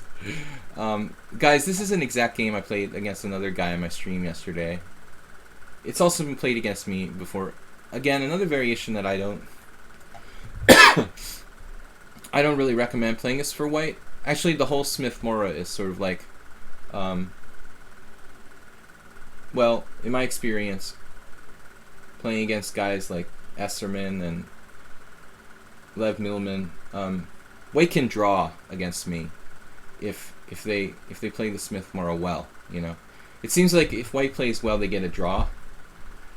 I guess the opening's really effective against players below master level, but I think once you get to master level, it's time to stop playing the Smith Morra.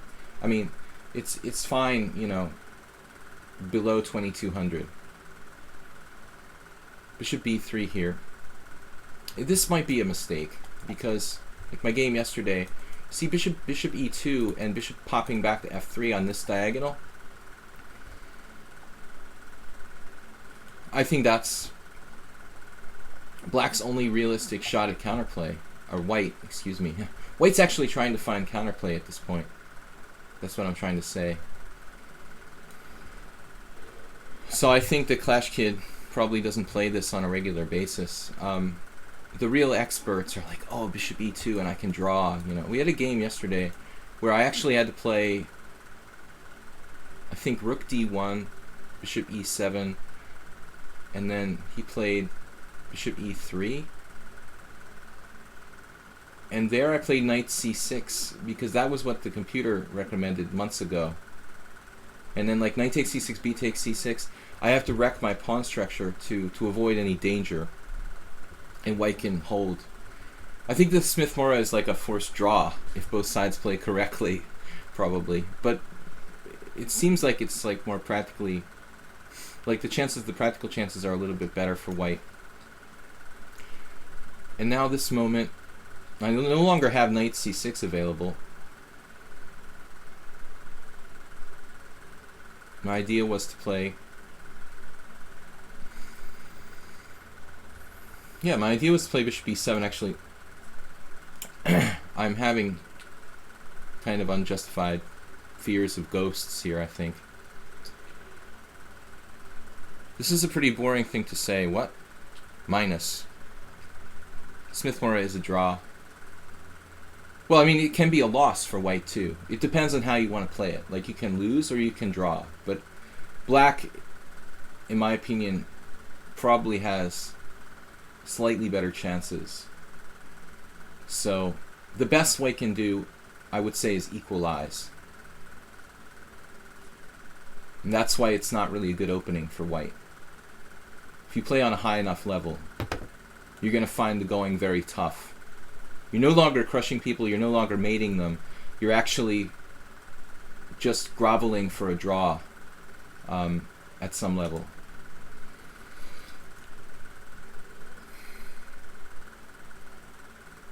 Yeah, now, I don't like this exchange on f6 for White.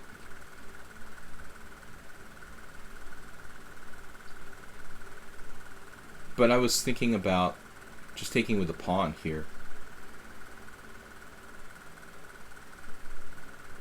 That opens up the G file. No, I think he anticipated me taking with the bishop or something. But this diagonal, plus it sort of enhances my control of the center. And we have the bishop pair. I've like literally never lost a game against the Smith Morra in a tournament, except one time when I had a GM norm. If I won that game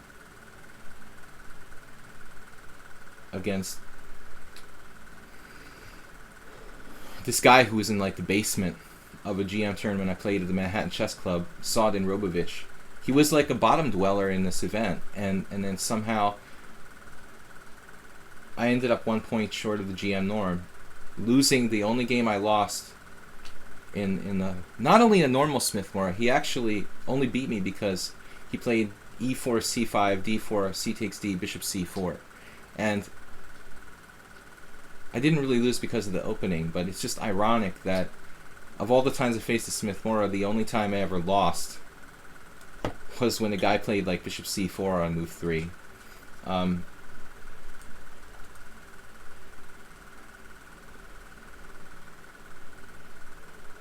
Might have been the only game he won in the whole tournament. He's not a bad player, but he was an inactive player and he wasn't playing well.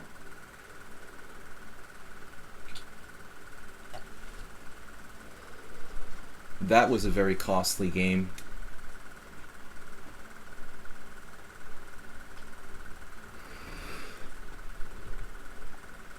So we're just clear pawn up.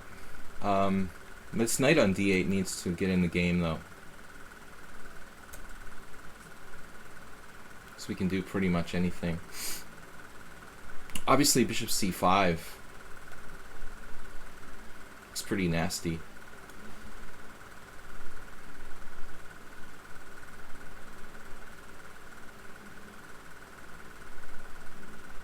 G takes f.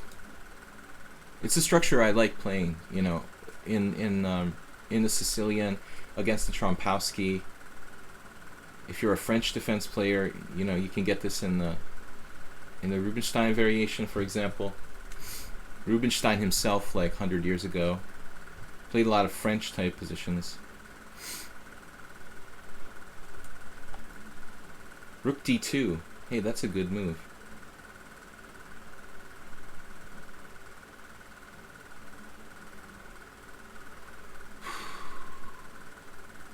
I'm gonna have to play f5. Actually, that's Rubinstein's sort of signature move. Well,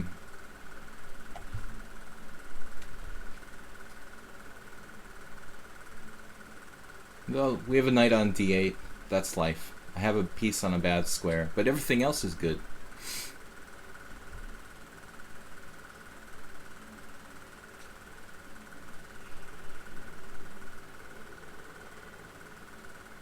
No, on f4, he has like literally no move.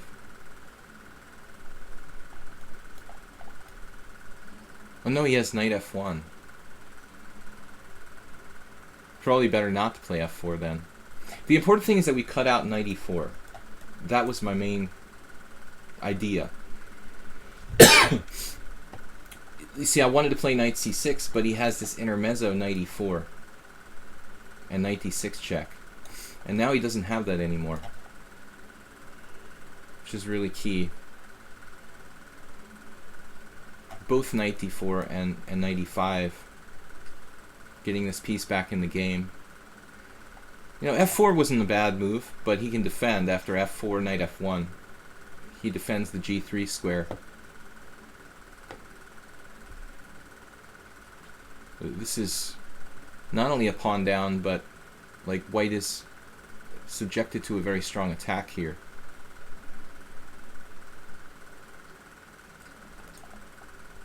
But once again, I think if we go back, I mean, from what I know looking at this and playing some games with different people, I think bishop b3 is suspicious.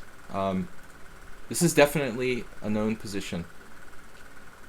I mean, there's a number of moves where I could even play a4, but it seems like you've got to develop quickly here. And the main idea is this bishop popping back to f3 to exploit this diagonal. Not a good situation. Guys, we should have time for 2 more games. Bishop f3 before knight c6 might be slightly more accurate.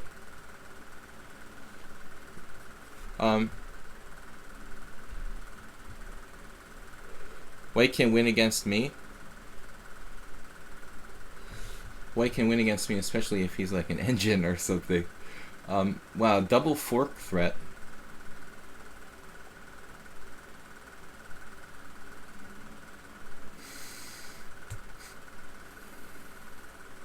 I kind of like castle's queenside here.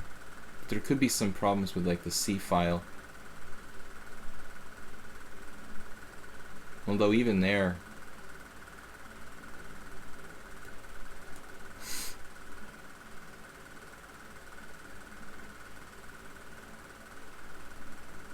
we could just trade rooks if knight f6. I'm all over him. This is lost for white. Rook c1, king b8, for example.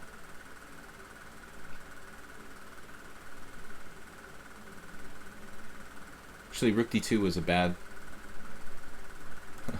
thing here.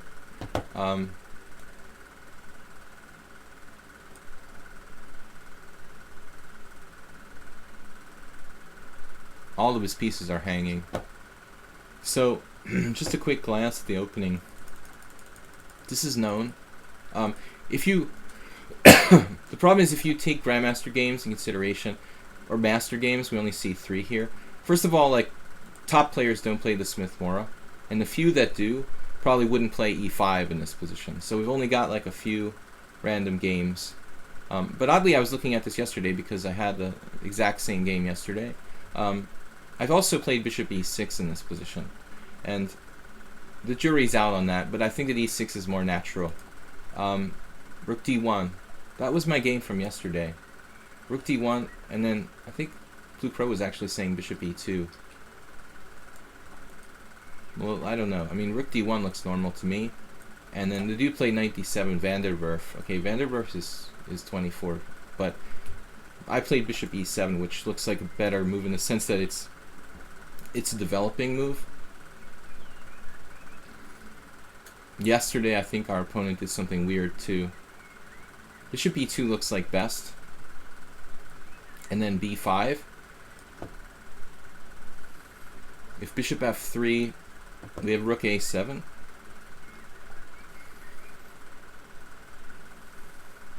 Oh no, there's some tactic here. Bishop b7, rook takes d8 check. Rook takes d8. Bishop takes c6 and b4. And there's a back rank mate. So white is in trouble.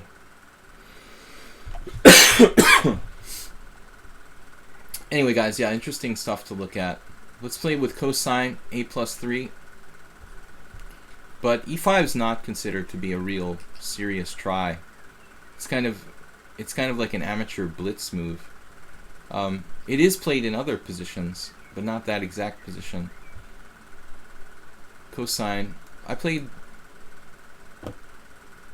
cosine 180 is 2400, and I don't remember this player being that high rated. What's his rating? He was 2400 before. Okay, it's weird. I didn't realize you were 2400. Okay. Well, you guys say that I play just weak players, so no. Just one person said that. I'm not gonna blame all you guys. We had some good players in the simul yesterday too.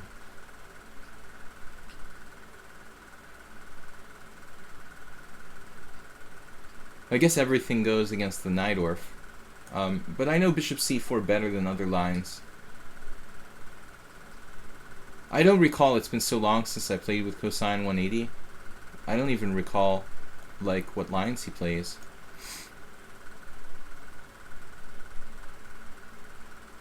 No, this is a Najdorf. I mean, not really a Sozin, but a Najdorf.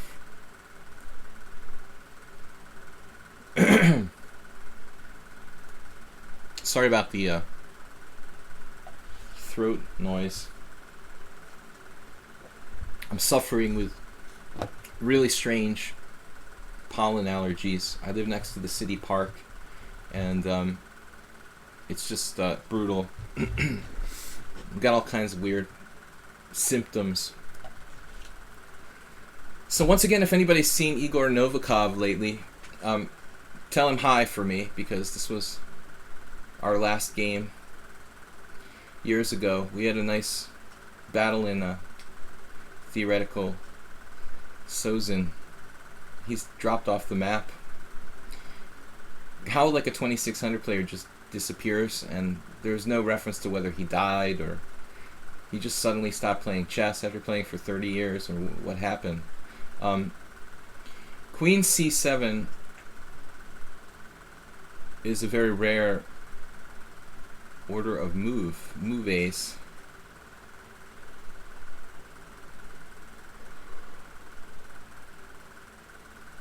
We could transpose to other lines, I guess. My usual approach is to play for f4, f5. But this is not a usual position. I mean, queen f3 is usually played after like bishop e7. So my instinct is to try to play f4, f5 here. But I'm not sure if it's good or not. f4, b4, knight a4, knight takes e4, f5.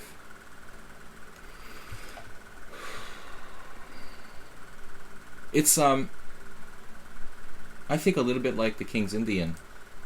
The d6 pawn and the King's Indian, like, you don't want to play f3 or passive moves.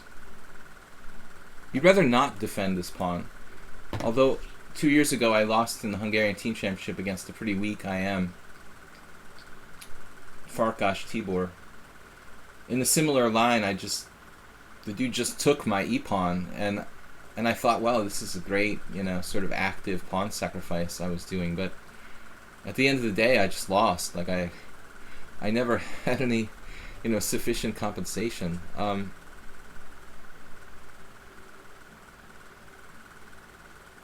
We can play a3, but it's very slow.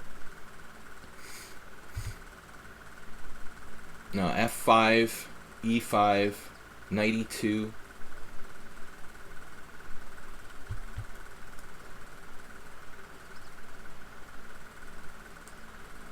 It's like a classic Sozin.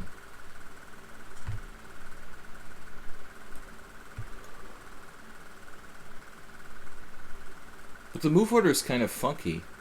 With the early queen c7, I don't know that I've ever even played this exact position before. And I don't recall with cosine 180 if we had other... There's only 5 games there a long time ago.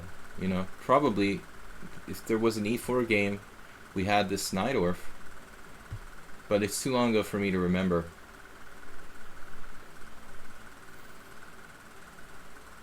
Back in the day, people used to think that knight bd7, c5 sort of neutralized. Well, back in the day, they probably still do. I think that's one of the main lines. There's nothing wrong with that, Sleepy Mario. I think that still both lines are fine for black. The normal a6, b5, bishop e7, b5, or knight bd7, c5. I think that's true.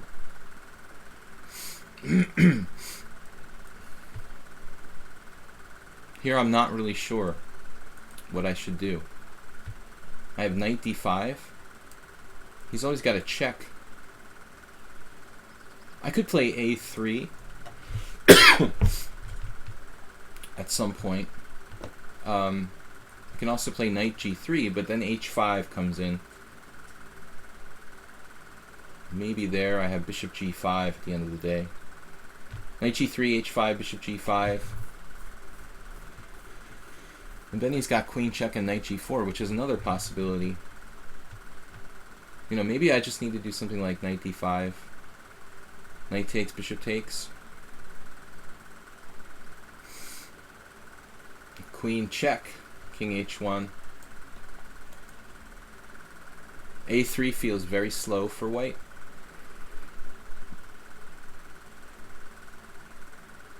Why not just like bishop g5 right away, actually?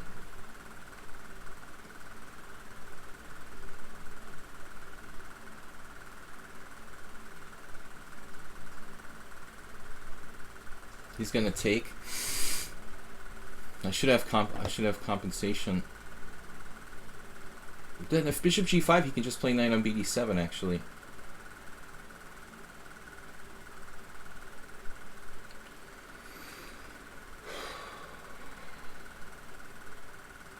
Actually, I don't know who cosine 180 is, or where they're from. Nothing. Not a very strong blitz player. Or at least maybe he lost all his rating points in.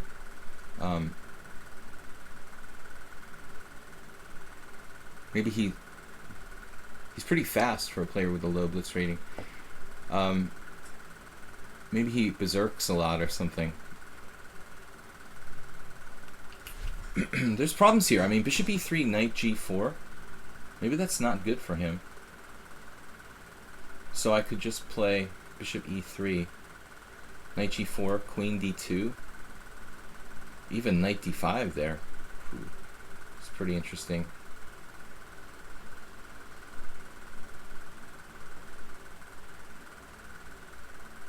At the end of the day, knight d5. This is awkward. I was even thinking about playing king h1.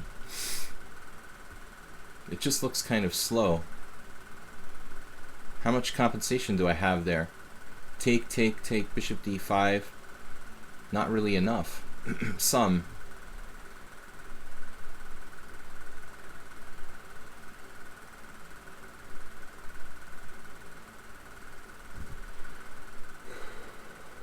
Maybe knight g3, h5, knight d5.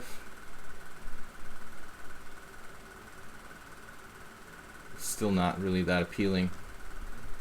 The fact that he hasn't castled gives him this h5 idea.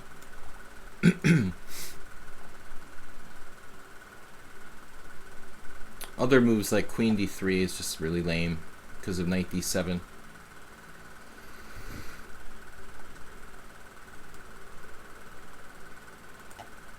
I thought I played knight... What? I thought I just played knight d4 mouse slip. Alright, let's make a move. I'm just going to develop a piece here. You're at a loss as to what white should do. I agree.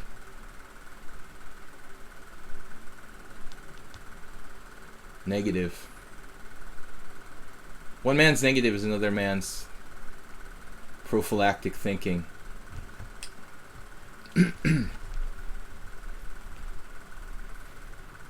I'm definitely not overconfident, you know. Although that has been a problem in the past.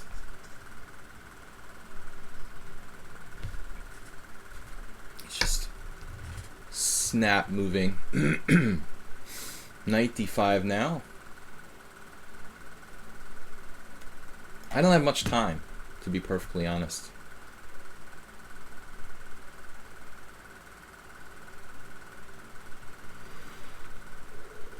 It seems like the modern trend from the grandmasters I've seen lately is to try to like trade all the pieces and force a draw with white against Magnus Carlsen and Najdorf. Black's move order is awfully good looking.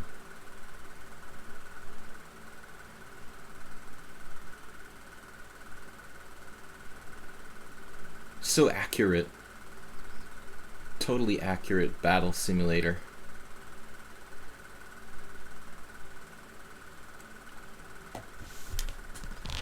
So long ago since I played this player, I don't remember anything about him. But there is big difference between his blitz rating and his classical rating. Mine, not many classical games though, only 200. Maybe he's overrated. He beat me once. He lost that. Lost another one. Am I white every game? I'm white, white, white. He was white once. That looks like it was the Sicilian too. And then there was a draw. This was probably a Sozin actually. I have to be careful here.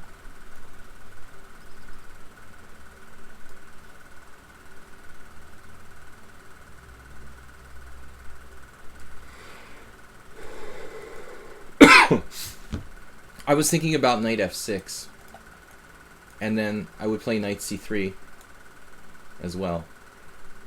White is fighting for equality here. I mean, I think that white has no advantage for sure. So I guess maybe at the end of the day, you know, f5 just isn't good. Maybe, I don't know, man. I mean, it looks like f5 just isn't good. What am I supposed to do?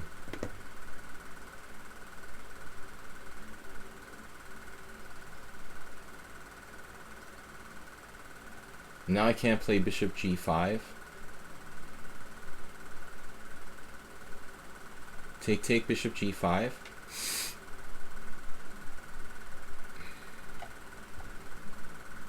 For lack of a better suggestion.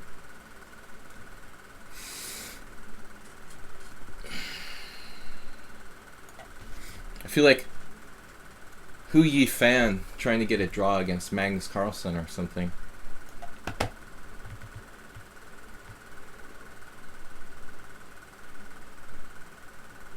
got 4 minutes to my 39 seconds.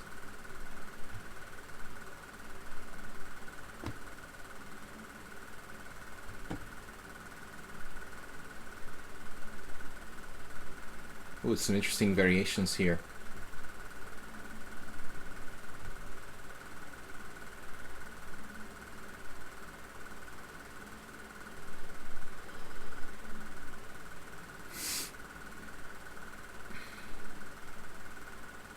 Have you seen the way people are playing the white side of the Najdorf lately at the GM level? They do like bishop e2, bishop g5, trade the bishop on f6, play knight d5, trade all the pieces and draw. That's it, man. That's like the typical Grandmaster game.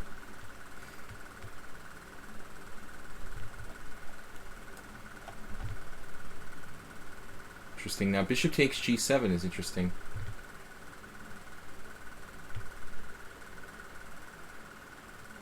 Take f6 check. Bishop takes queen check. King h8, rook takes, doesn't do anything.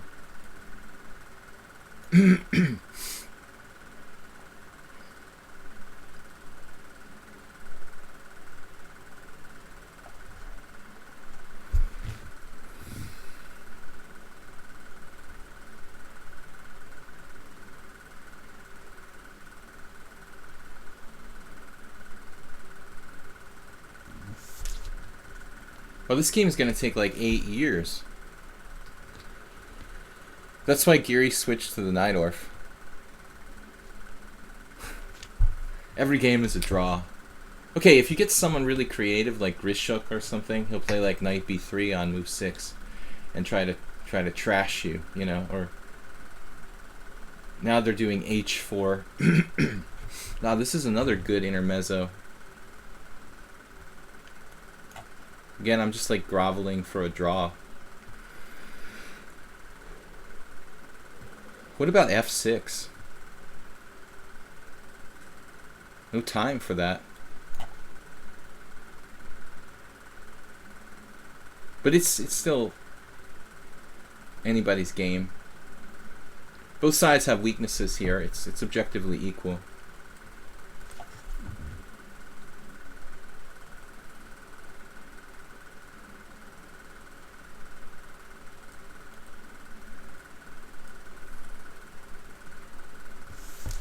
I really didn't have time for another full game.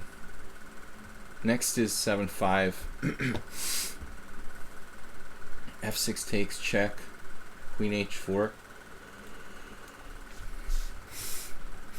Dude, don't do that. Don't give me more time. We don't do that here.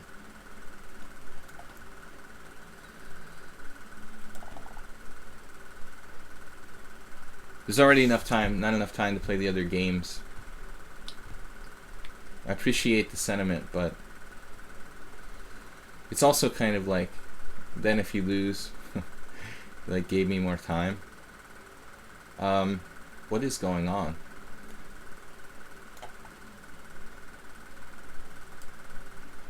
Black's actually in trouble.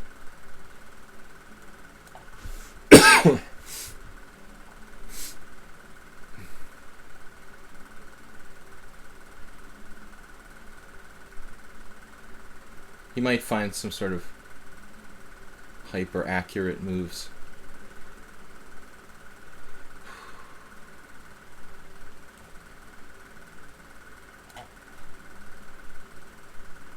I just don't feel like losing.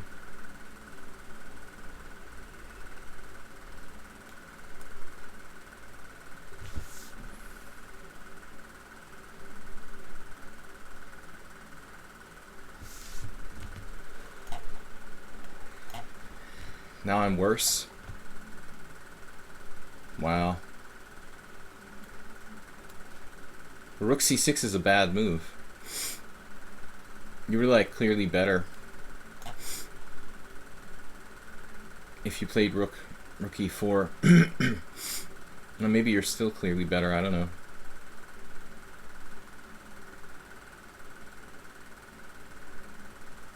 Not really sure what's going on here.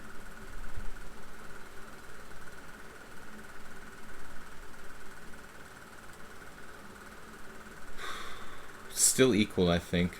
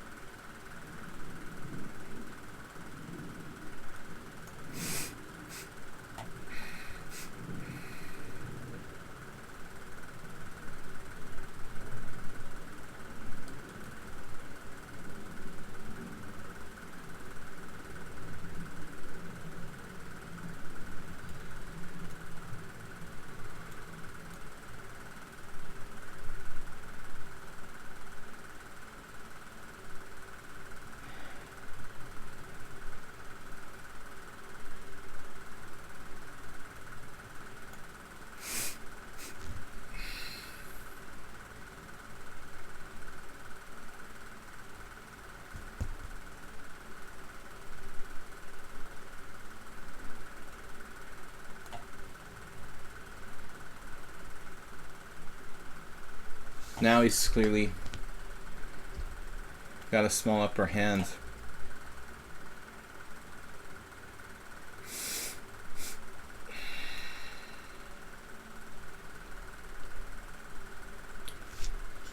Maximum I have time for one quick game after this. This game must have taken like 25 minutes. Plus the extra time.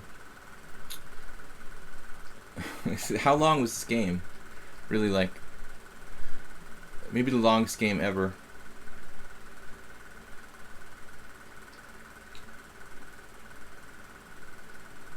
I'm just happy if I can draw. He was better the whole game. Maybe there's one moment when I played Queen D1, which I had some chance to attack, although objectively, I don't think the problem, he can win this pawn, but if he wins it, he loses the king and pawn endgame. Or maybe not. Let's see. I just want to see here. If he checks, king g6. Well, I play... Yeah, he can't take right away.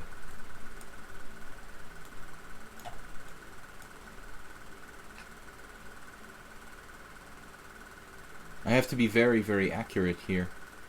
Does this really work? What is going on here? This should be winning for him.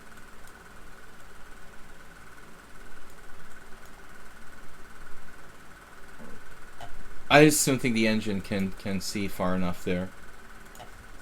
Alright. Chess 960 last game. I'm going to be a little over time. That's alright. Sakis. Lev Sakis. This actually looks like a nice starting position. The knights are actually well placed. For the sake of avoiding symmetry, maybe we'll play this.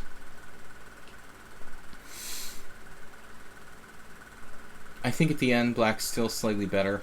White has to be very careful not to lose.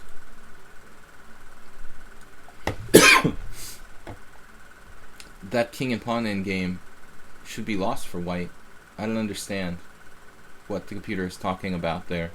It can't see over the horizon. You just like take my a pawn and win. Maybe there's some weird variation where my king and your king walk over to the queen side, and then I just kind of hang out, and then you have to like give away your e pawn. Maybe it isn't lost for me. You have 4 pawns against 2, but they're like frozen on the king's side, and you have to go over to the queen side with your king, and I have to go over to the queen side with my king. But it seems like I would run out of moves.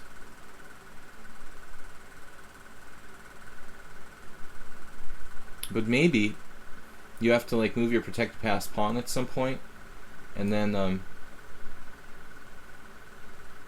I can go back and get it. But that seems like I would be losing. So I don't know. I'm gonna look at that king and pawn game. I mean, you're better there. Feels like I should have drawing chances.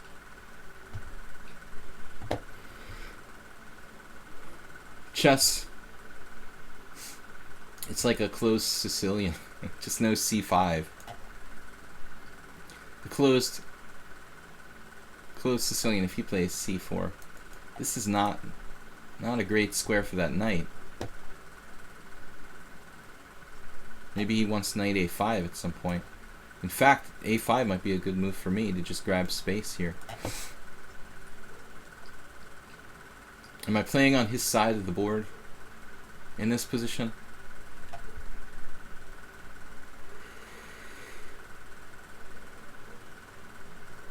Keep Erdical. You can send me a message on lichess. You can send me an email, videochesstrainer@gmail.com. You can contact us in the Twitch stream.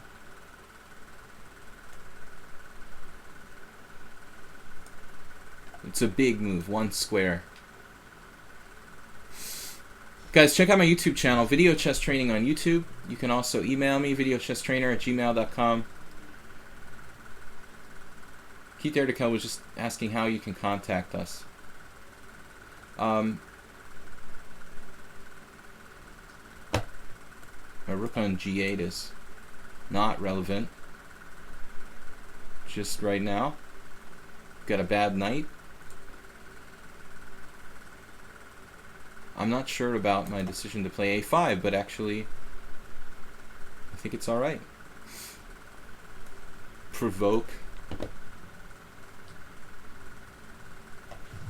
Provoking him to play h3. I don't know if this is a good move or not, but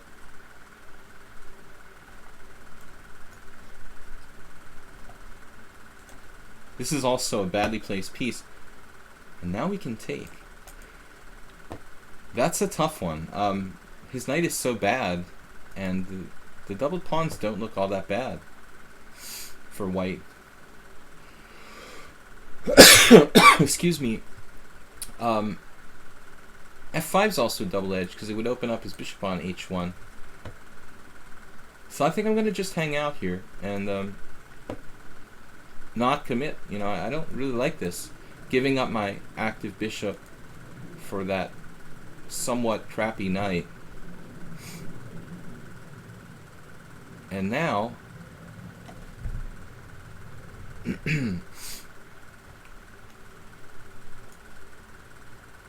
copycat. There aren't a lot of options for the queen here. This is almost symmetrical, just the knight situation is the only difference. My knight is better than your knight, and I'm black, but you have the move.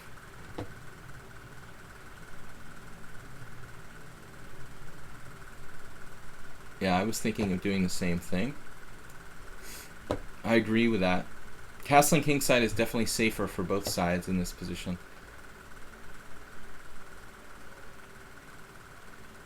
Now he gets aggressive. Which is not a bad move. In the event of knight h5, he has knight f5, which is probably good. It's a classic King's Indian trick. So it looks like I have to prepare myself for white playing f4 here. It's kind of passive, you know, knight d7, admittedly. I guess the only other option was knight h7, serious option. This is still at some point could be good for me. Bishop takes. I think now he's also just dropping a pawn on b2 in some lines. Actually, how does he recapture? He can't even recapture here. See, that's where I don't calculate enough. Well, I knew I had to play this move. I mean, it's forced. I mean, I can't allow f5. Okay, I don't win a piece. He has knight f5. He has knight f5 as a piece sacrifice. Maybe in a lot of situations.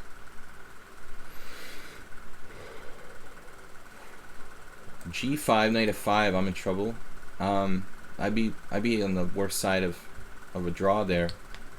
Bishop takes b2, knight f5, sacking a piece. Pawn takes. Actually, there I can play bishop takes. That's probably. So white has a little bit of compensation here, but I'm not gonna believe he has enough for a full straight up pawn like that. I mean, okay, his pieces look a little active, but I'm not. You're not gonna convince me that there's really enough. White's structure is worse. He's a pawn down, and he doesn't have a clear threat in this position. Like knight f5, bishop takes f5, at the very least. Although that would give him some compensation, would also open up potential danger for him along the e-file. Not to mention knight f5, g takes f5, which might be enough, you know, for black to defend a piece up. He goes this way.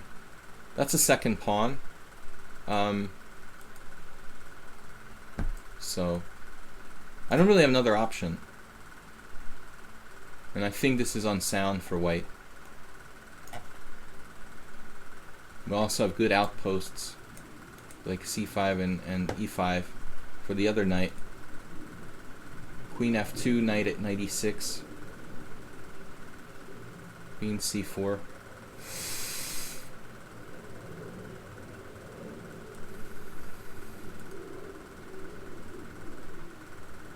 Oh, I have knight e5 here. Then he gets three pieces for a queen. Knight e5, 3. Knight e5, queen takes d4, knight f3 check. Yeah, 3 pieces for a queen. Not into that. He was actually threatening knight takes g6 there, by the way. But now it's just not really sound. Black is just extremely compact here.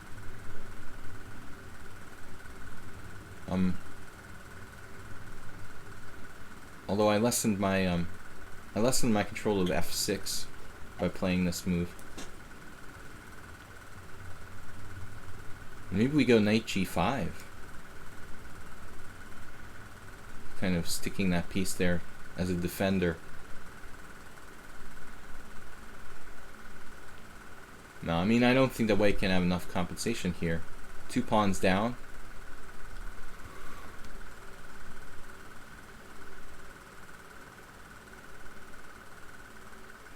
Alright, there's some practical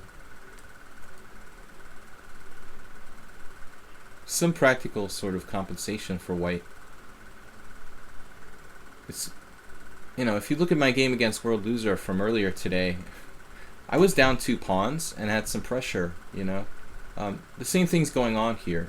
It's not as good as my game against World Loser, but he has some kind of positional compensation, let us say. Knight f5. I'm a little concerned about that.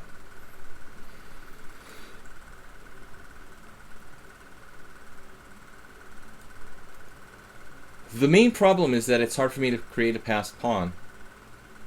You know, despite being up 2 pawns, it's very, very difficult for black to create a passer in this position.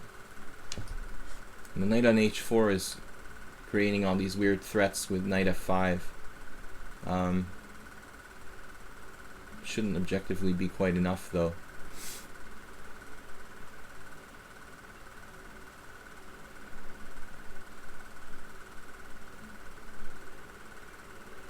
Problem with knight f5, if he gets that in, he'll be threatening take f6. Let me rethink this a little bit. I'm going back to, you know, last position we had queen c4, knight e5. I don't know that I should have played that.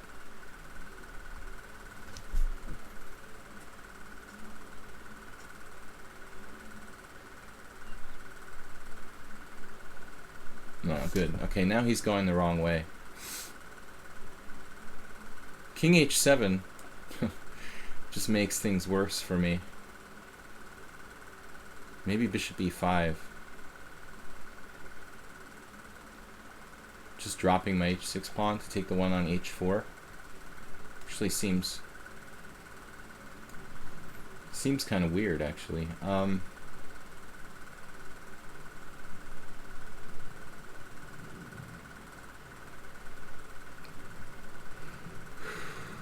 It's very hard to make progress.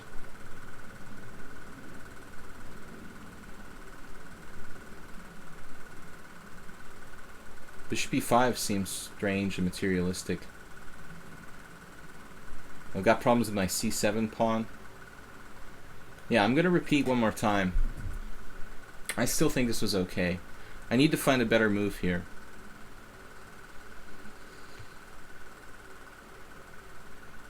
Just gradually, very gradually improve my position. The other thing I was thinking about was knight here and knight here.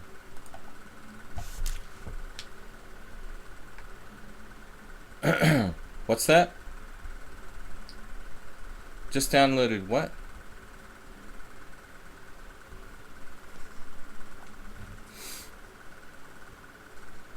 If he can't repeat threefold repetition here, I have one more move before he can claim a draw by repetition. What if I just play c5, you know?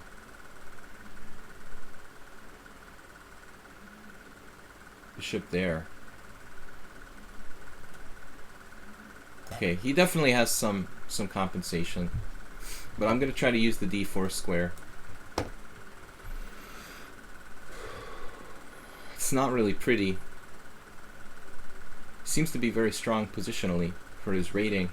A very good sense of compensation that he has here for the pawn. I gotta get rid of this arrow, dude. Alright.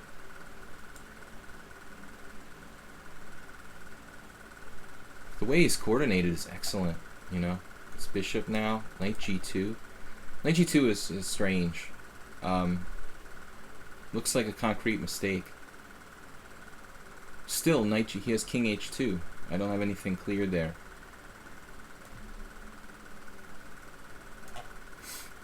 But it feels like he's backing off unnecessarily. There was no reason. I mean, his knight was really the biggest problem. Now he's heading for f4. That's also good.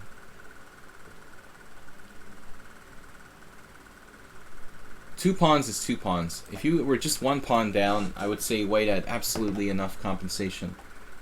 But the fact that white is two pawns down here seems like it gives black winning chances, despite the fact that I have no pawn breaks. Anyway, guys, we're over time. I'm going to be back tomorrow. Bokrosh Albert. My game with Bokrosh Albert,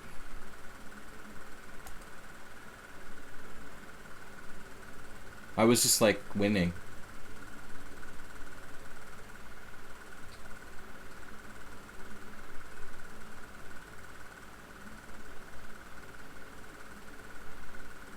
I played very... My technique wasn't good. Queen b1.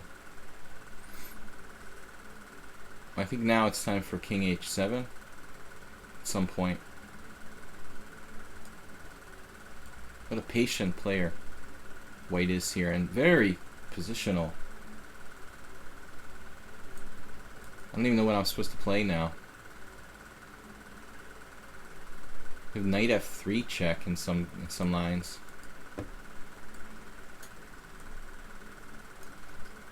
I have no idea what I'm doing. Look how well coordinated he is. 1500 in blitz. Seriously?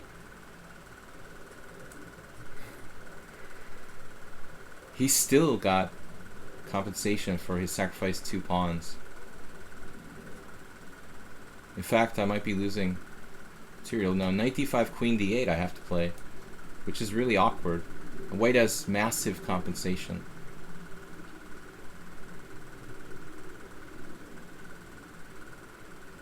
hard to believe he's 1500 in blitz.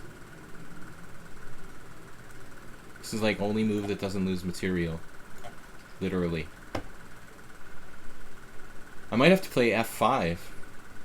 That would be dangerous, though.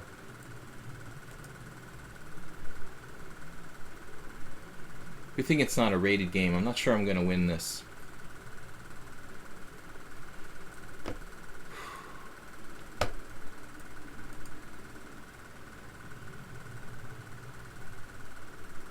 Most 1500s don't play like this. Kind of, it's like insanely positional. Like I'm playing a GM or something. Now the other rook to f1. Yeah. Time usage is interesting too. Almost every move is played using the same amount of time.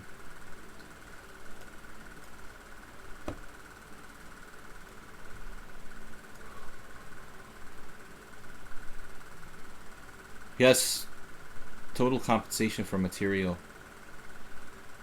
I might be worse now.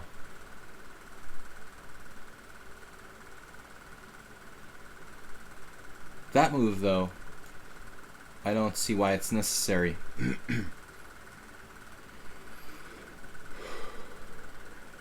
think he made a big mistake.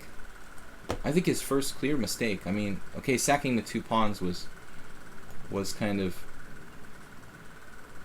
too ambitious, but he had no reason he had to give up the bishop pair there. You've got the bishop pair, it's a big asset. This is the only move I can really like concretely criticize from this guy the whole game. Why would you do that?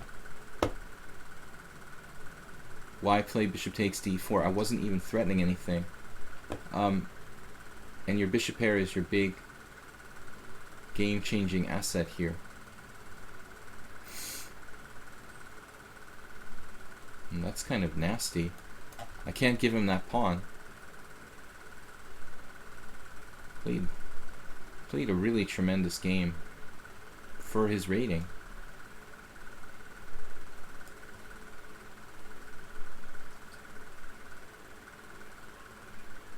Now it's not compensation anymore because the knight is better than the bishop. Whereas before he had incredible compensation. Queen and knight is also a deadly combination. No. This still, he's got to move. This looks winning for black now. Does this save him somehow? No. I could play rook there and at least like trade rooks with rook c2 check. He dropped his rook. I mean, other than bishop takes d4, I thought the guy played a great game.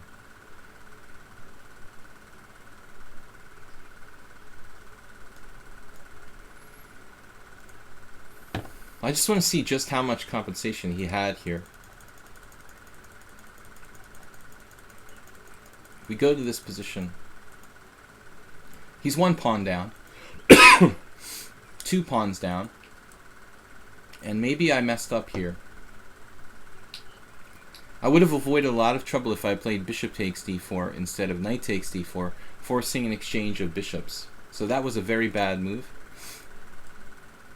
And now I couldn't find a way to make progress, really. I didn't find queen e6 there. Yeah, like here, counterintuitive move, bishop e5. And how to make progress here. For the computer, it thinks it's easy. And then at one point, it got so bad after this that I was actually not better anymore. I felt like at this point. At this point, he's got almost complete compensation. The engine still says I'm a half pawn better, but it's hard to do anything. Yeah, 0.4 now. My advantage was down to 0.4. And knight f6 check is fine, and that's a good move. And I don't mind this. So here he just like 0.2. Right at the moment when he literally has like almost full compensation for both pawns, he played bishop takes d4. That's the losing move. I mean, queen d1 and it's a game. I don't know how to even make progress here after queen d1. Okay, if you're gonna give me a bishop, give me the other bishop, because that's your kind of bad bishop. Knight takes c4, b takes c4. I was scared, that I couldn't win this game. I'm losing another pawn. I mean, I'm losing a pawn back at this point, and you've got compensation. So you see this right here on the graph. After like 95, wait, that's almost equal. I mean, I don't know. Yeah, queen d1. I made a lot of weaknesses in my queen side. It's like Swiss cheese, this checker structure isn't good for black. I lost all flexibility with my pawns, and I'm lucky I'm not worse. I get rid of one of his bishops and then try to get into an ending where I'm a pawn up. But he has just, look at this. All these pieces just dominating the position. So white should hold, despite the fact that he's down a pawn here.